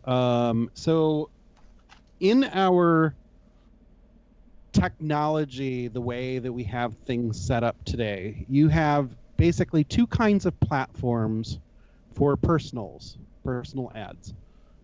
You can use web-based ones, things like Recon, or Squirt, Bear411, Bigger City. Those are all web-based ones. Whether they have a companion mobile app, they may or may not have one. Or a mobile-friendly site version. Yes, they probably have a mobile-friendly version. And then there are mobile-only apps, things like Grindr, Tinder, Growler. Help me out, because I don't know that many. Scruff. So the two big things that you have to remember about those sites is, one may allow you to post nudity right on your avatar photo. Squirt is a big one that you log into Squirt right now and look at the people that are around you. 80% of it is going to be dick pics right on their avatar. Even though they have even though they have a mobile companion type app, it's not really a mobile app. Yeah. Because all it is you're logging into their mobile-friendly site, which allows nudity on their avatar. However, if you're downloading an app using Google Play or Apple, whatever their service is, they do not allow nudity for their avatars. They're very strict about that. And the reason why I'm saying that is so when you are using mobile-based apps, those types of apps allow you to put up your main avatar pic, and then they will allow you to upload other photos into your profile that you are basically keeping locked. And you have to unlock them in order for other users to see them. Or if you ain't too proud to show off everything you got, everything's always unlocked. Yeah, there is that. Some plenty of sites have that these, function. plenty of these apps have that feature where you can unlock them for everybody to see. Right. Etiquette for me, I would prefer the person ask, "Is it okay if I unlock my pictures?" Or I will ask them, "Is it okay if I unlock mine, or can you unlock yours?" That's an etiquette thing. That's a personal choice. Yeah, that could be something very interesting. I don't want to go too much further longer on that, but that's a big thing too. I love that there are apps that have private photos that you can use as your, like, I want to get freaky, so here are my like best, ass pictures or dick pictures, or here's a picture of my whole body.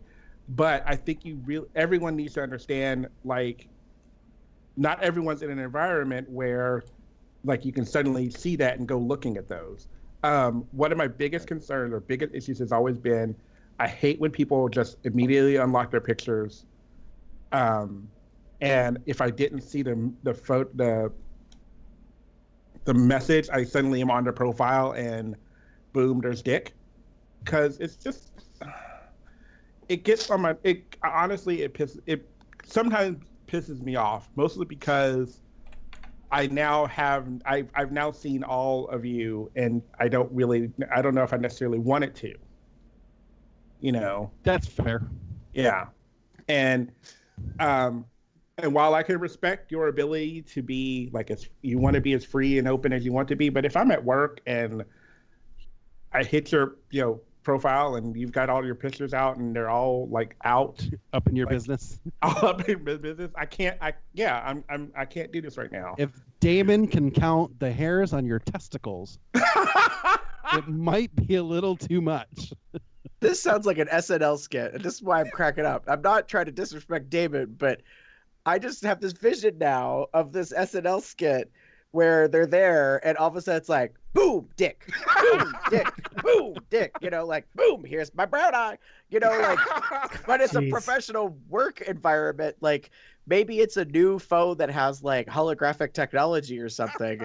Do you know what I mean? And so like now it's not just on the surface of your phone, like you're at your cubicle minding your own business, and then all of a sudden, like that image of the Death Star model in Star Wars just kind of whoop pops up from your phone. Only now it's like, here's my penis, isn't it nice? Look at it, 360. Why does it look like something from an alien? Yeah. Well, Anyway, but yeah, those are my biggest. I completely agree with you, Damon. Yeah, it's one of the few things like and maybe later when I'm at home or. Not so much on the bus ride home, because they're still like, it's just because. Oh, no. Wait, let's pause there for a second. Because when I lived in London and I would take public transport, I would be sitting in my train seat like this, holding my phone so that the person next to me couldn't see it. And the person next to me would always go like this and kind of reach, look around. And I'm like, all right, fucker, you want to know what I'm looking at? Here goes Tumblr. And I would open it up and I'm like, ooh, that's hot. Boom, dick. They quickly move back to their area. Yeah. Well, here's my thing. If I saw Chester doing that and did not know Chester, I would know what he's doing. Yeah. Like that's my thing. Like this in a public space like this, I know what that is. That is no different than, look at this, do not swipe left, do not swipe right. Like, that is the same realm of existence. It's the showing the picture but not letting them have the phone. There's often times where I'm holding my phone and I'm going like this, particularly to block somebody from viewing it. Yeah. And yes, that's my thing. Like, people should know what that means, and not be like, what are you looking at? Can I see what? No, bitch. The reason I'm doing that is so that you can't see. Off. But it just out. makes everybody want to see it. I don't want to. Ooh, taboo. I want to see. No. Here's the thing. No. Very Here's the thing. enticing. You want to see? Fine. Let me take out my $99 personal projector that I just happen to have in my bag, and I'll do a fucking presentation, and you can just watch on the big screen or on the wall or whatever. Penis, everything now. Penis. Are you happy now? Baby. Anyway, well, You know what? The whole point in me bringing up the ability to upload multiple photos is that's great. By all means, if you can upload multiple photos, do that. You absolutely should. But if you're going to do that, make sure they're different. Because there are plenty of guys, particularly on something like Growler, where they'll be like, hey, I'm going to unlock my pictures. And I open them up, and it is the same 4 selfie poses.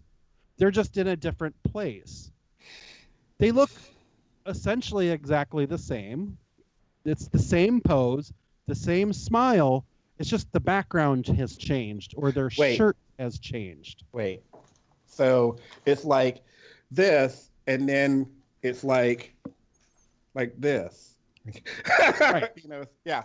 I totally, yeah. God, so you have the ability to show the viewer multiple personalities or multiple versions of yourself, so they get a more rounded idea of what it is that you look like. And so I don't know what the hell Gary is doing. I know exactly what Gary's doing. Trying to look different because he's wearing a hat. But yeah. No. David, go ahead. Why was I doing that? Oh God, because you look different with a hat. No, it was a different. It's sort of the like, oh God, it's the not the bougie, like shady, like I don't really want you to see what I look like kind of thing. That's there's that, but there's also the fact that Chester was calling my ass out when he just said, don't take 4 pictures of the same pose with different backgrounds. And I'm like, oh, all right, I see how it is. I hide my face for a moment because apparently that's bad form. Well, here's the thing. Are you taking 4 pictures of yourself with the same background? With the same have face? On a profile or two approximately 3 of the exact same pose of me in different attire or different environments. And now I'm like, great. Apparently that's inappropriate or respectful or whatever. Look, Chester already called me out for my old photo on Bigger City, which I just updated. So, well, I also edited my profile text, but that's talking another about show. Jeff. I'm withholding the guy's name. I know. I figured that. I don't. Were you living in Minneapolis 15 years ago? Yeah. Yes. No. Yeah. Well, you weren't living there as of a year ago. When I was still living in North Dakota, so no, I'm not talking about you. But yeah, I was just joking. But yeah, like I agree. I totally agree with you 100%, Chester. Because to me, there's the purpose of having multiple photos is to show different aspects of you, whether that's character, whether that's non-sexually, like here's a good like face picture, or here's me with a group of friends, or here's me, eating something really good or whatever, or here's me like, sucking a dick. Yeah, or sucking a dick. Or some more like here's my chest, here's my belly, here's my dick, here's my ass. And I've been just on take a picture of your whole body, but do it in several different pictures. So you've got this series, and all you need to do is just put them together like a puzzle. Well, I mean, you scrapbook them, or you kind of make a collage, and then you put it on your wall, and then when the FBI busts in, they think you're like a killer, serial killer, because you had to put pictures together to get a whole body. The thing fuck. Anyway, damn it, I didn't need that. Anyway, what I was saying was, like, I like the idea of multiple pictures because they allow different like aspects of your personality to show through. I've used Prayer for One to show things like me singing with the chorus, me doing leather stuff because I'm a leather person. I've added pup pictures because it allows for people to see different aspects of you. And yes, I have used profiles where multiple pictures include like body parts, for sexual purposes. And it's all well and good. I'm fine with either. If you don't want to show X-rated pictures, that is fine. If that is the choice you make. Yes, I will agree. I don't necessarily need to see a dick pic in your private photos. That isn't the point that I was making. No. But that's what I mean. Like just showing, but that's what it's allowing people the opportunity to do that. And if you choose to just like throw like the same cock and bull, as it were, out there, then, all right, I don't really get much more out of you. Well, okay, so that brings up an interesting point, and I just realized this because this has been happening to me. I'm on Tumblr enough that I am now desensitized to seeing naked men. So I don't think anymore about seeing naked men. Like, if a naked man was walking down the street, it probably would take a second or two for me to realize, oh, there's a naked man walking down the street. Because it's so much there, and I find that my eye gets drawn more towards different, unique, creative, alternate, not necessarily quite seen before images. Now, that doesn't mean I'm saying as a rule, when it comes to your profile pictures, that even if they're all like you have nothing for your main and you have all private, that you have to be creative with your private ones. I'm just saying, for me, I've noticed that personally as an oddity of late, that I'm like, oh, like, while not all penises look alike, there could be a lot of pictures of peen that do look similar. Do you know what I mean? Yeah. So I think, the point to be taken is, multiple photos of the same image. I was thinking more about how, like, sometimes people take multiples and there's not much difference between them, as in, like, I took 5 pictures of me at the park with my puppy. Well, that's fine, but if you did it all in the same excursion on the same day wearing the same outfit, then it's probably more like I can make a GIF out of this than anything. So I would probably change it up a little bit necessarily. But yeah, the guess I'm gonna have to change how I take my photos. Anyways. It was more so about making sure you take advantage of the fact that you can have multiple photos. So, hey, if you want, go ahead and take that altered angle. And I have a very good example of one of these pictures of myself where it's actually a selfie. I had a fisheye lens on my my camera, and I was at a bear run, and when I do it, I have to hold my arms out like this. It's just happened to be the way that the camera took my photo. I look like I'm fucking ripped in my shoulders. So I put that as a profile photo. I changed my profile photo on Grindr or whatever. And I kept getting hit on by muscle bears. All these really beefy guys kept hitting on me. And I'm like, I think it's because of this profile photo that I have on there makes it look like I seriously work out. And clearly I do not. So after when this thought entered my head, I changed my picture to something that did not make me look like that. Now, were you worried that they all just wanted to give you pearl necklaces and they would be disappointed that you weren't like, you didn't have cleavage and weren't as ripped across your clavicle? I mean, but to me, it's still a good. To me, it was still a good photo because I like the way that I'm smiling in it, and it makes me look somewhat natural. So I still use that photo, but I don't put it as my main photo. I put it in the unlocked versions or the other uploaded versions of my photos. Well, so it's funny that we're talking about like altered versions of yourself from like profile pics on a profile, and I think I finally took it off. Many years ago in my professional life, we had dress up days. Like we would have theme days, and it was the way you got out of professional dress because you could actually, dress a certain way. And this happened to be, this was actually for a holiday. It was for Halloween. And I actually went punk. So I had torn up jeans. I had a white tank top underneath, like an undershirt type deal with another shirt. I had my biker jacket.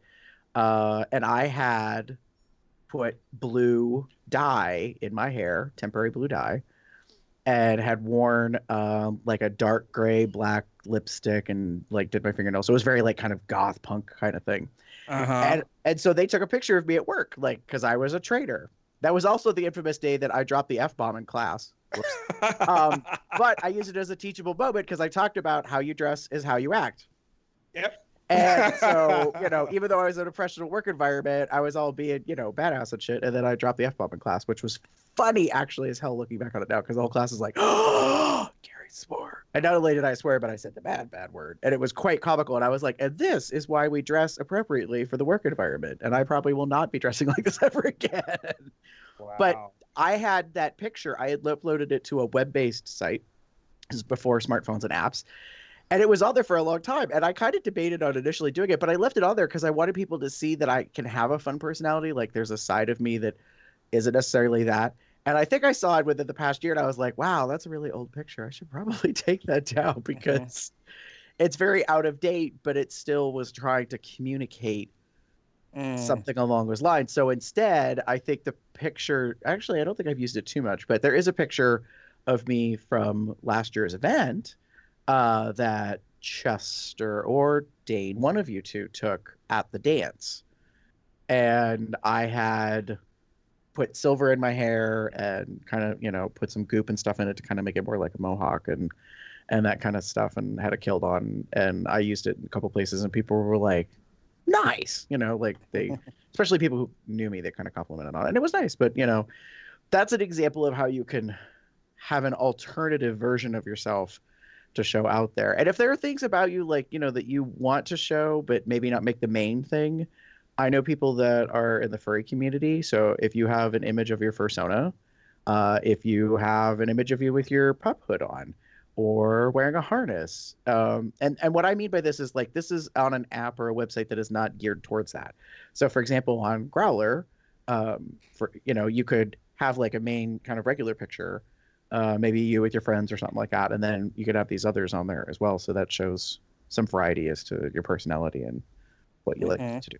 That kind of stuff. So yeah. And then there's all the things you want to say about yourself, but we've already been on for a while, so maybe we'll do that next week. So let's talk about Dick. More Dick. I'll tumble for you. I'll tumble for you. I'll tumble for you. I'll tumble. That look. So this is a different kind of headshot. Just for the record. I would say this would be appropriate for as something in a profile picture. Yeah. That just. Oh my God. Man. Yeah, that's. I'm like, holy fuck, that's a. Hi.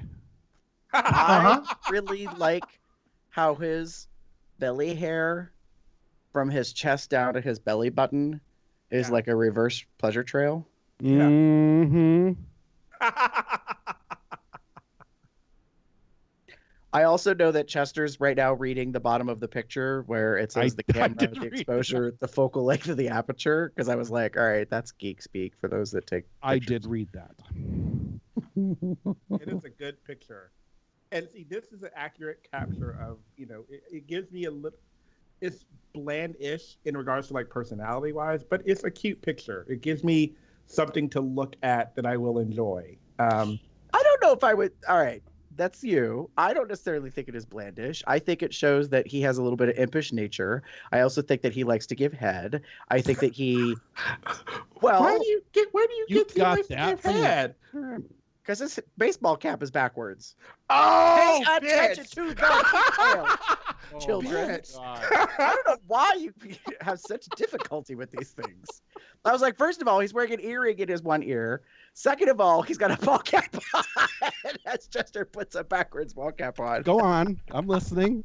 We're of the same almost age, Chester. Come on. Like, this is a thing from the late 80s into the 90s. This is only the second time I've heard that. You guys mentioned that before, and I'm like, oh my God. All right, everybody put your ball caps on backwards. these are our rally caps. This is how you indicated that you wanted to give head, because then the brim of the hat is not in the way. So then you could just get your nose right up into their, belly or the bush or whatever. So I mean, besides the fact that I kind of would want, I like having the feel of their hands on my head while working that. Yeah, I mean, that's kind of the downside of wearing a hat overall while doing it.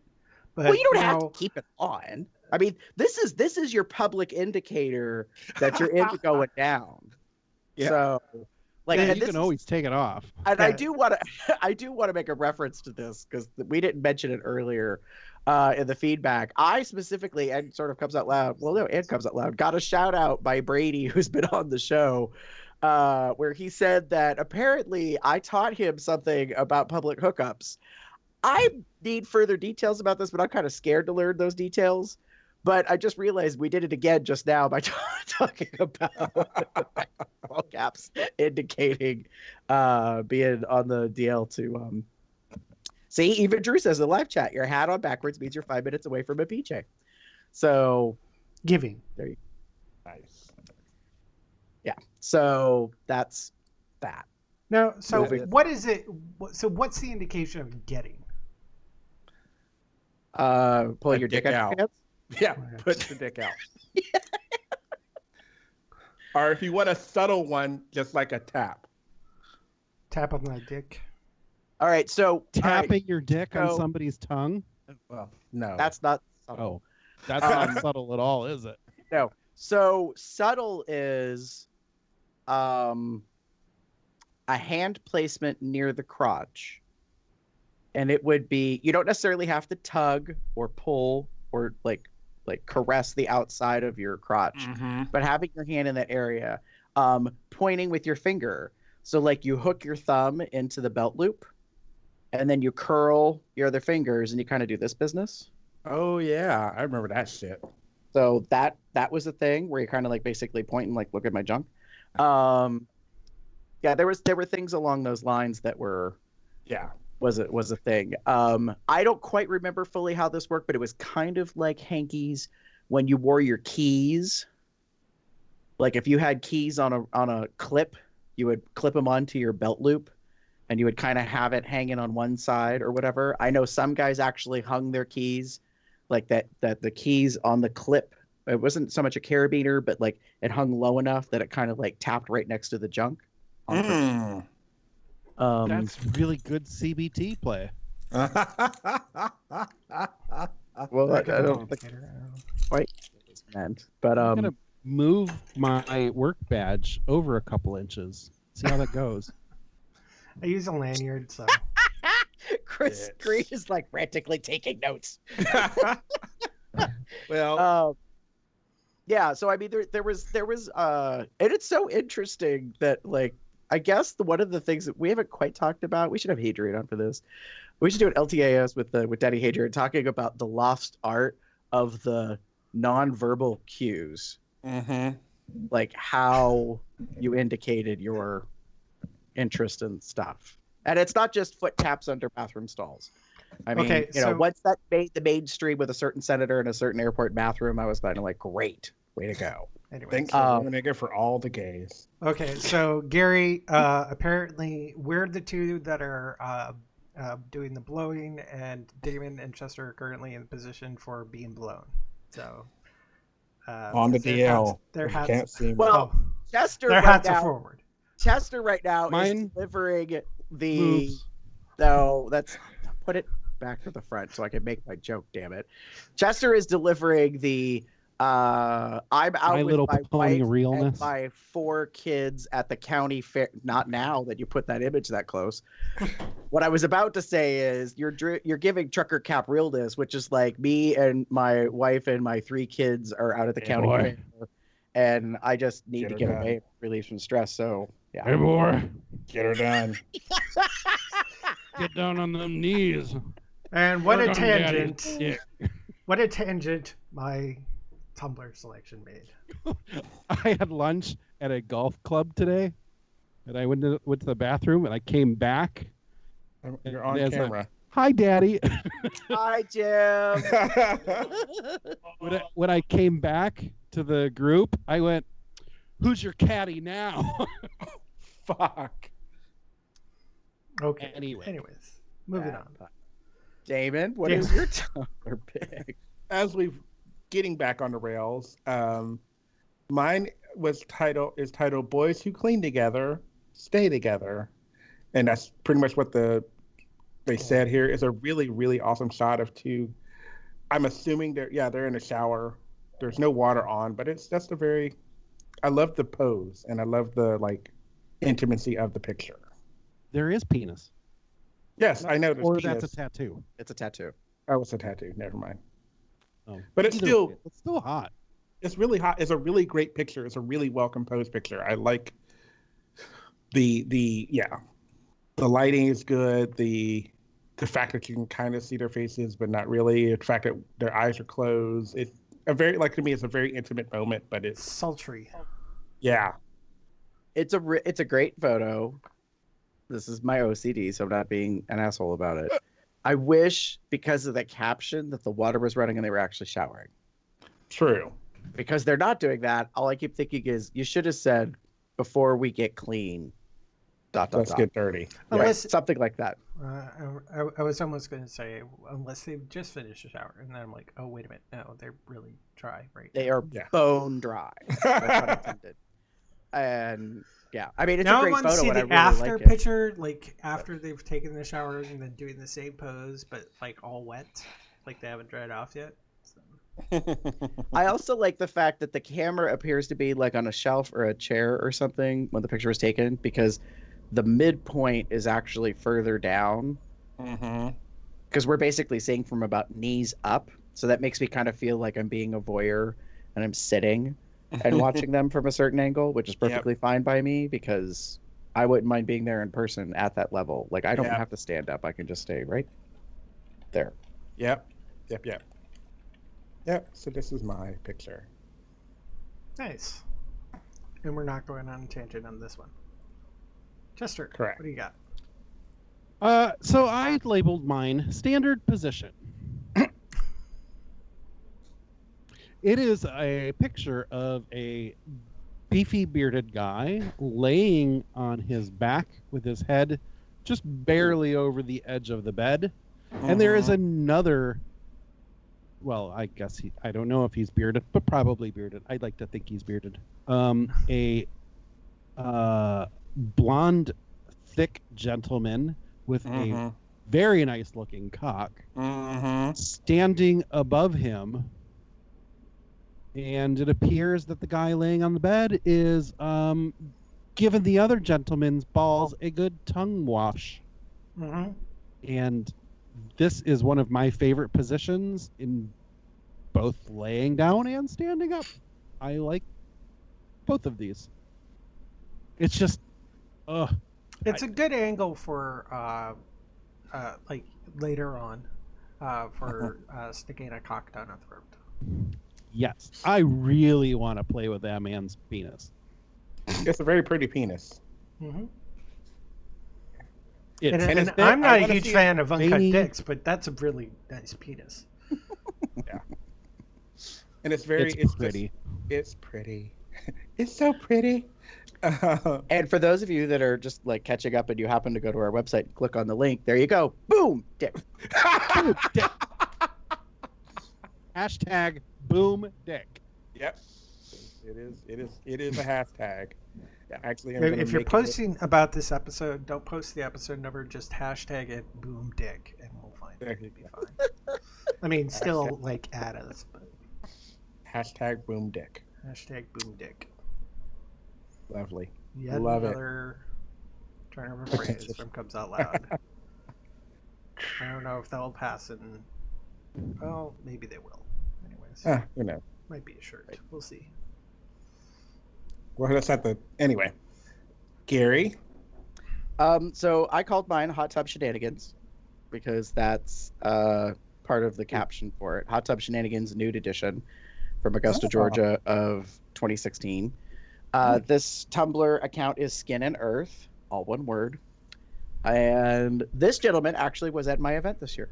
Oh, nice. And I believe he was at the event last year. But this year, he stood out to me as a very good memory because he showed up with friends. No, but I want to now.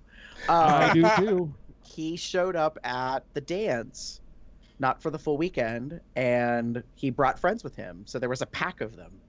And there's something very alluring about him specifically. His eyes, his I didn't see his dick until I saw his Tumblr. So when I met him in person, I was just like, wow. Yeah. Hello there. And just talking to him real quickly while, getting hand stamps and, money for the thing and answering questions because they want to know what else was available to attend during the event and that kind of stuff because they hadn't paid for a full package. And then I was like, why did you pay for a full package? And where are you staying? Do you have a hotel room? Just trying to help them out in some ways. And then they were there for the whole rest of the weekend. They had arrived on Friday night, left on Sunday. I believe they might have registered for next year. I'm not sure. But I don't know how this happened, but as the universe has it as fate, within the past month or so, since then, I happened to find his Tumblr account. And you'll figure out when I found it because then I reblogged a lot of his pictures. So I like this one in particular because he does a lot of these. He travels. He works from his laptop basically, so he can travel for work. He travels a lot. He goes to beautiful places. He likes taking pictures outdoor. He is a nudist, and a beautiful nudist at that. Mm-hmm. But what I really like about this picture is it's very kind of candid, even though it's a selfie, and he's in a hot tub. I like how the water has a ripple kind of thing, so it hides, you can't see things specifically in this particular picture. But he looks a little pensive. He's looking off. I don't know. I just really like this shot a lot. So there's something very alluring about his just overall demeanor, our face and body and stuff. It's just there's something very I'm drawn in. He looks like the type of guy that'll go out and chop a couple the word escaped me. Wood trees? What do you call a group of wood? Anyway, it doesn't matter. A cord chop of wood? A whole bunch of wood, come in, sit down, eat his nightly dinner, and then cuddle up next to you in bed. Oh, we sweet woodsman. He's rough and tender. Yeah, wrapped in one. Yeah. I want to point out that if our friend Gabriel is listening, you should definitely check out this gentleman's Tumblr. You will love it.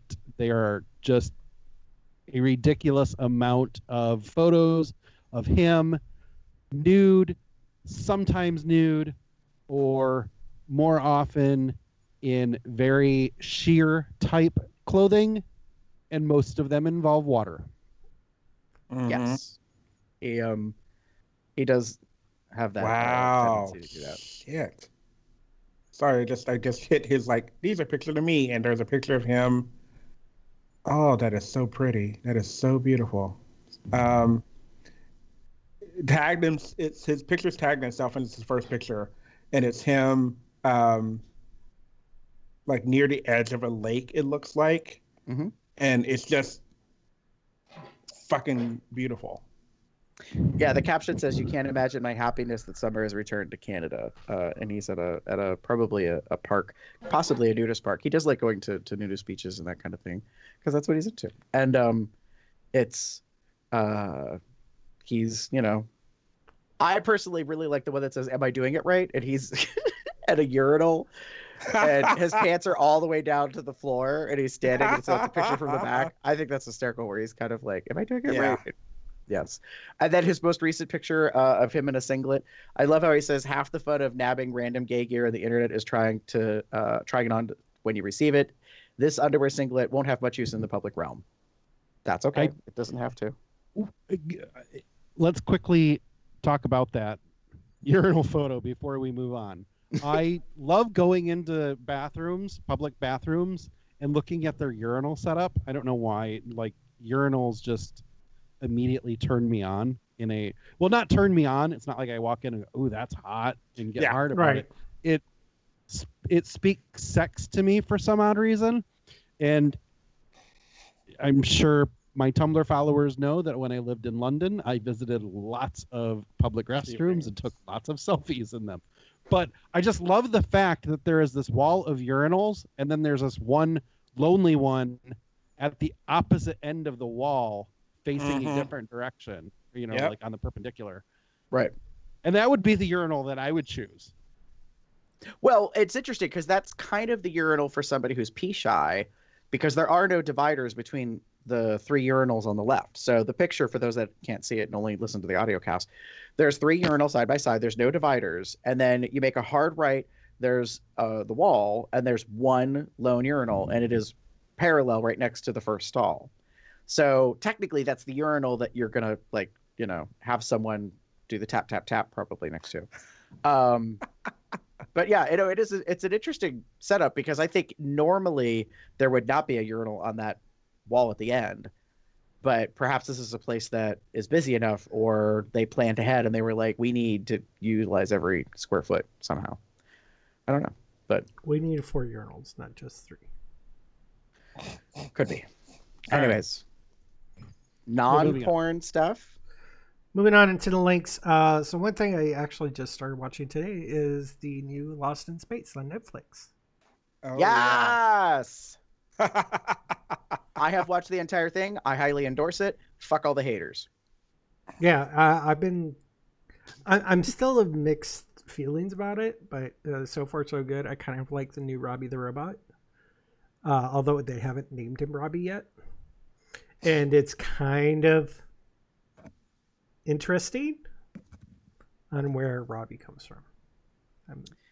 I hope that's not a spoiler or anything. When you watch it, it is a new version. They do some twists on some things. I will say this: Parker Posey makes the entire series. It's majorly fucked Parker up. play? Dr. Smith. Oh. Okay.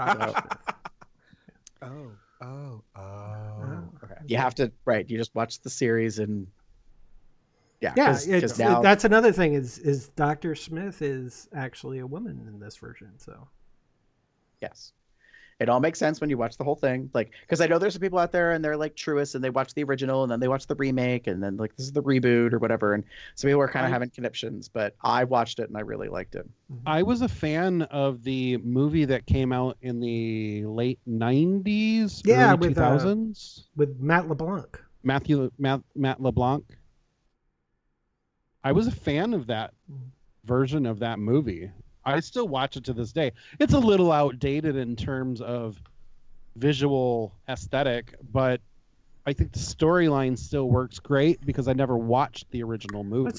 Let's just say television show. This is definitely not any of anything like. It's got similarities, but it's not like the originals. They took the idea, right, and have a lot of the similarity of things, but there's a lot of changing from the original content. So where can I watch that old Lost in Space movie? I wonder. Might be on Amazon. I'm not sure. We'll see. Anyways, Damon. moving on.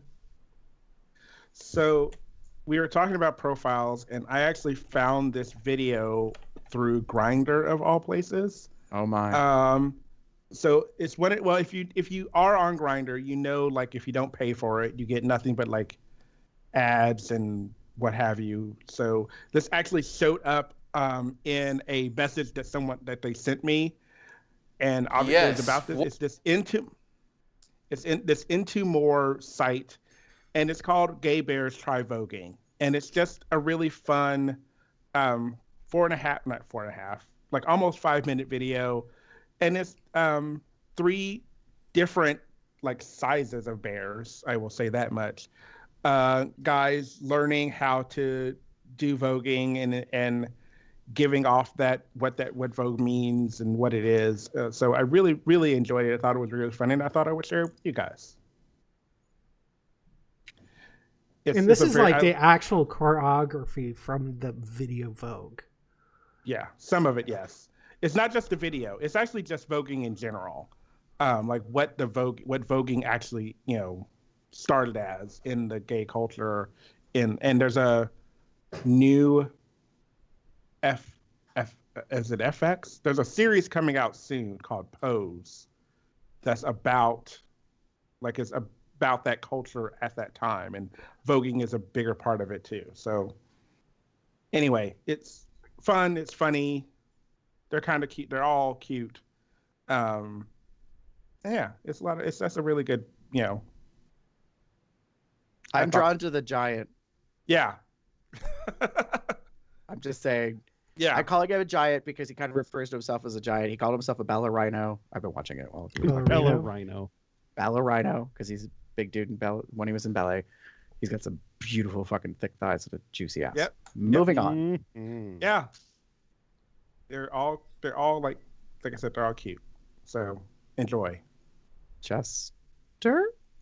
Okay, so wait. I am allowed to wear headphones at work, so I have been downloading podcasts that I've been meaning to listen to, but just keep forgetting about. And there's this one that I heard about like a year or two ago called My Dad Wrote a Porno. Okay.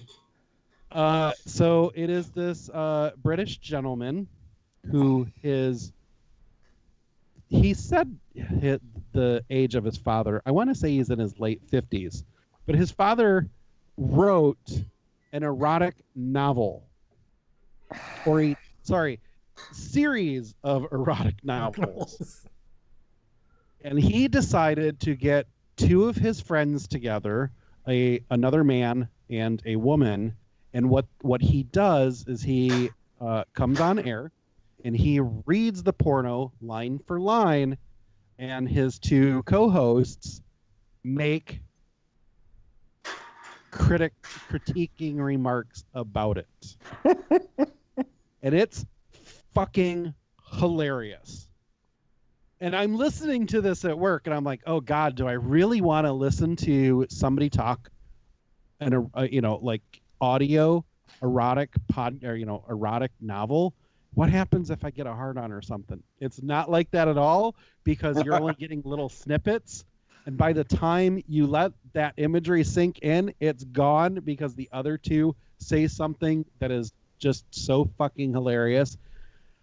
I'm sitting at my desk working, and I just bust out laughing, and my other coworker who sits near me, he's like, what the hell are you laughing about? And I'm like, I can't tell you. It's just too funny. So there's 3 parts in the series currently. Their last episode aired April 9th, 2018.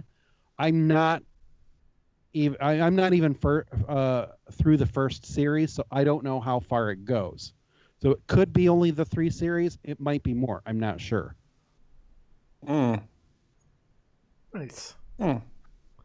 Interesting. But, yeah, we're looking for a new podcast to listen to that's on the humorous side. Give this a shot because it's fucking hilarious.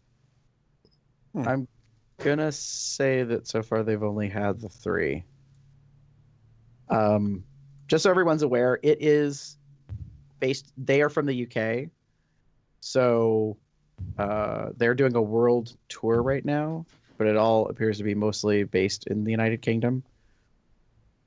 We missed our chance, Chester. They were in Los Angeles, San Francisco, Seattle, and New York back in February. No. Then Toronto, Boston, Washington, Chicago, and then they left the U.S. So. Oh, and one of the gentlemen is gay. One of the co-host is gay, because there's often times where they will make a reference about vagina or something like that. And the one guy will say things like, yeah, I'm not really sure what goes down on in that area. I'm not very experienced. And he says little things like that constantly, or the other two will make some kind of remark about, that's not your cup of tea, is it? So he's never actually said, I'm gay, but there's more than enough quips that they say that makes it very known that he is. Nice. Vito, I'm going to have to check that out. Gary? Sorry, I'm looking. Apparently, there's only been 3 books. So, I got lost in a YouTube hole last night. Because this is what YouTube does. It pays attention to logarithms and then it sends you shit. And I don't quite remember how this happened, but there's a video channel on YouTube called Defunct Land. DEFUNCTLAND. And their logo is written in the Disney style font because that's a primary thing that they end up discussing. For those that are into amusement parks and rides, especially about things that no longer exist, that's what they talk about. Is they discuss the history of what has happened to some very well-known rides, as well as parks and attractions. And there's a series of things. And because I'm not that big of a Disney file per se, I do like Disney stuff, and that's what lured me in, because there were things about Disney in season 1 that I was like, what? Like, I'd never heard of this. So it's relatively new. They started in 2016. They have done some podcasting, which is a little weird in that YouTube, it's just audio and there's a static graphic.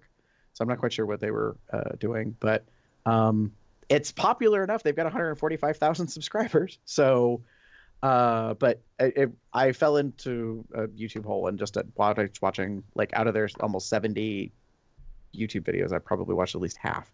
So it's some interesting stuff, like popular ones like the history of 20,000 Leagues Under the Sea, the history of Earthquake, the top 5 extinct Disney walk-around characters, the history of the Back to the Future ride. And it kind of all started with, they were talking about like what were the worst video or worst rides at Disney, that kind of thing. It's very, very interesting, but it's also pretty thorough. Like, they do a pretty good job, and they tend to throw in images and video and some other stuff. I don't know if you'd be interested, Damon, but there is one called The History of the Tomb Raider, the ride. And they talk about how that came to Kings Island in Cincinnati when it was owned by Paramount. Yeah. And how it's changed to the crypt ever since then. And like, they're pretty good about looking up their history, knowing everything that happened, explaining it, and what goes on. The other interesting thing is the guy that's the main host, Kevin, who created all this, is never on screen. So, and I don't know why, but he's chosen a wax replica headshot of Brad Pitt as his doppelganger. I don't know. It's a little strange. So, and when he started it, I got the feeling it was just by himself, and now he has a team of people that help him with the production, so he has better animation now and some other stuff. But they have a Patreon that they started apparently last year or something. They're doing a VR amusement park, which I find very interesting. So the idea that they've created is they're going to make a virtual reality amusement park of all the prior existing attractions that aren't in existence anymore. Wow. So you can actually go in virtual reality to re-experience these things that aren't around, based on creations of things that used to be, based on if they can get like people who work in that kind of CG realm stuff. It was very interesting. I was like, wow. So yeah, it was pretty cool. And there is one that of the videos that I ended up watching, which is about Journey into Imagination, which was a big thing for me because I actually went to it when I was very young. It had a huge impression on me, and it got me thinking about something, because for those that are aware of Journey into Imagination, there was a gentleman, I think his name was Dreammaker, and he was a red head, bushy, bearded, like, guy, this character, and then he had Figment, the dragon, that was with him, that was purple. And I remember how that made a huge impression on me when I was very young. And while I didn't get to meet them when we were at Epcot, like I've always liked that dragon Figment. And when we went there for Gay Days a number of years ago, I was on the hunt for like a Figment pin and some other stuff. So the character walk around in that isn't really in existence anymore. But last night, while I'm in this YouTube hole, all of a sudden I was like, wow, this adds up in the whole Grizzly Adams, Burl Ives, like these kind of pivotal archetype men that I had an attraction to, but it was pre-puberty. You know what I mean? So it's not like I find them, you know, and they do something to my down there region. It's just there's something about them. You know, it's different. I don't know. So that's kind of one of the things that I was paying attention to, and I was watching the video and stuff. So yeah, it's very interesting.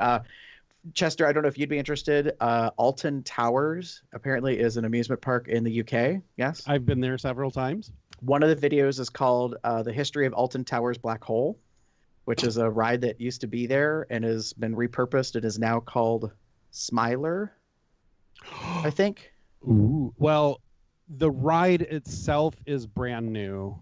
Right. It could be the black hole was in that location. Right. If you watch the video, you'll probably see what that's about. But anyways, it's very cool. So I know a lot of people that are kind of into amusement parks, and I know some people that are roller coaster enthusiasts. So you might find some of this stuff interesting. Good to know. You know. Check it out. Hey, guess what, folks? It's the end. All after 2 hours. The plenty of ways to contact us. Pop over to our website, cubsoutloud.com. Shoot us an email, cubsoutloud@gmail.com.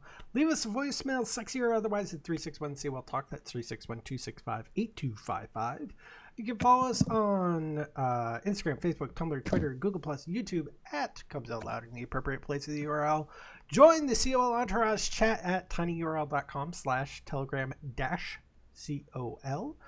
You can support us in two ways. You can go pop over to our store at zazzle.com/cubsoutloud. Subscribe to us at patreon.com/cubsoutloud, which has the mega feed with both this show and the Drag Race show. You can rate us on iTunes, subscribe to us through Google Play Podcast, give us a thumbs up on Stitcher Radio. If you want to subscribe to the COLDR show, same places. Just search for COL Drag Race. There you go. You can find me anywhere on the internet as Box, Box, Puppy, Box, Cub, Box, something or other. I am Theater Cup 79 on bear-related sites, or you can find me as pup_Umbra on Twitter. You can find me on Tumblr or Twitter under the name The Pup Up There. Roadside rest areas wearing a backwards baseball cap, or various bear dating sites across the net under the name Pup Shutter or Cupcake76. If you would like to get in touch with me online, you'll pretty much find me anywhere as GarBear73. That's GARBAR73. And with that, say good night, everybody. Bye, everybody. Have a good one, y'all.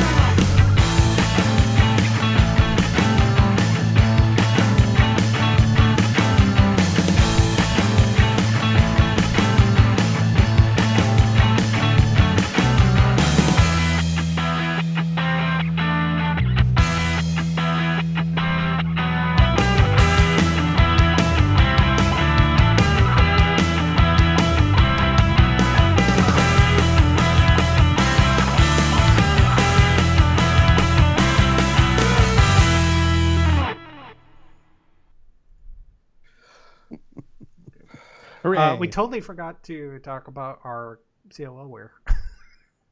I kind of wondered about that. Like later in the show, I thought, did we not ever talk about the shirts and stuff? I think I was all focused on making sure everybody knew about the split of the podcast feed and stuff. Yeah, you just happen to have a comb right there with you.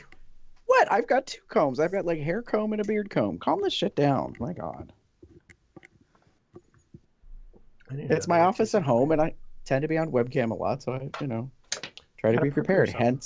Hence, my ball cap is literally right here within arm's length. So if I have a shitty hair day like today, I can throw on a cap. And now everyone listening to the after show knows my secrets. That's okay. That's fine. There's that. Quite a lively chat today. Yeah. And we had at least 13 or 14 viewers at one point from what I saw. So, That's yay. Nice. Yay. Thank you all for watching. Yeah. I think it was an interesting topic point. Yeah. And we went for 2 hours. Well, to be fair, as Chester was pointing out, the whole first chunk was a lot of stuff. Like, I didn't know we had all that feedback coming. Like, honestly, I thought it was just like a YouTube subscriber. Well, I mean, we hadn't done a show in like 2 weeks, so. Yeah. But if anything, for the merch thing, people did see my muscle shirt, Cubs Out Loud shirt. So, and I'm sure people got a peek of your consent is my foreplay shirt. Although you would have to kind of identify because you just saw the top, just from how your camera's cropped. Yeah. And they got to see both of our COL hats because I put on my hat backwards. That was a funny moment. I love that. That all four of us put baseball caps on and then wore them backwards. Well, I'm going to Nice stop streaming. Impromptu stuff. Bye.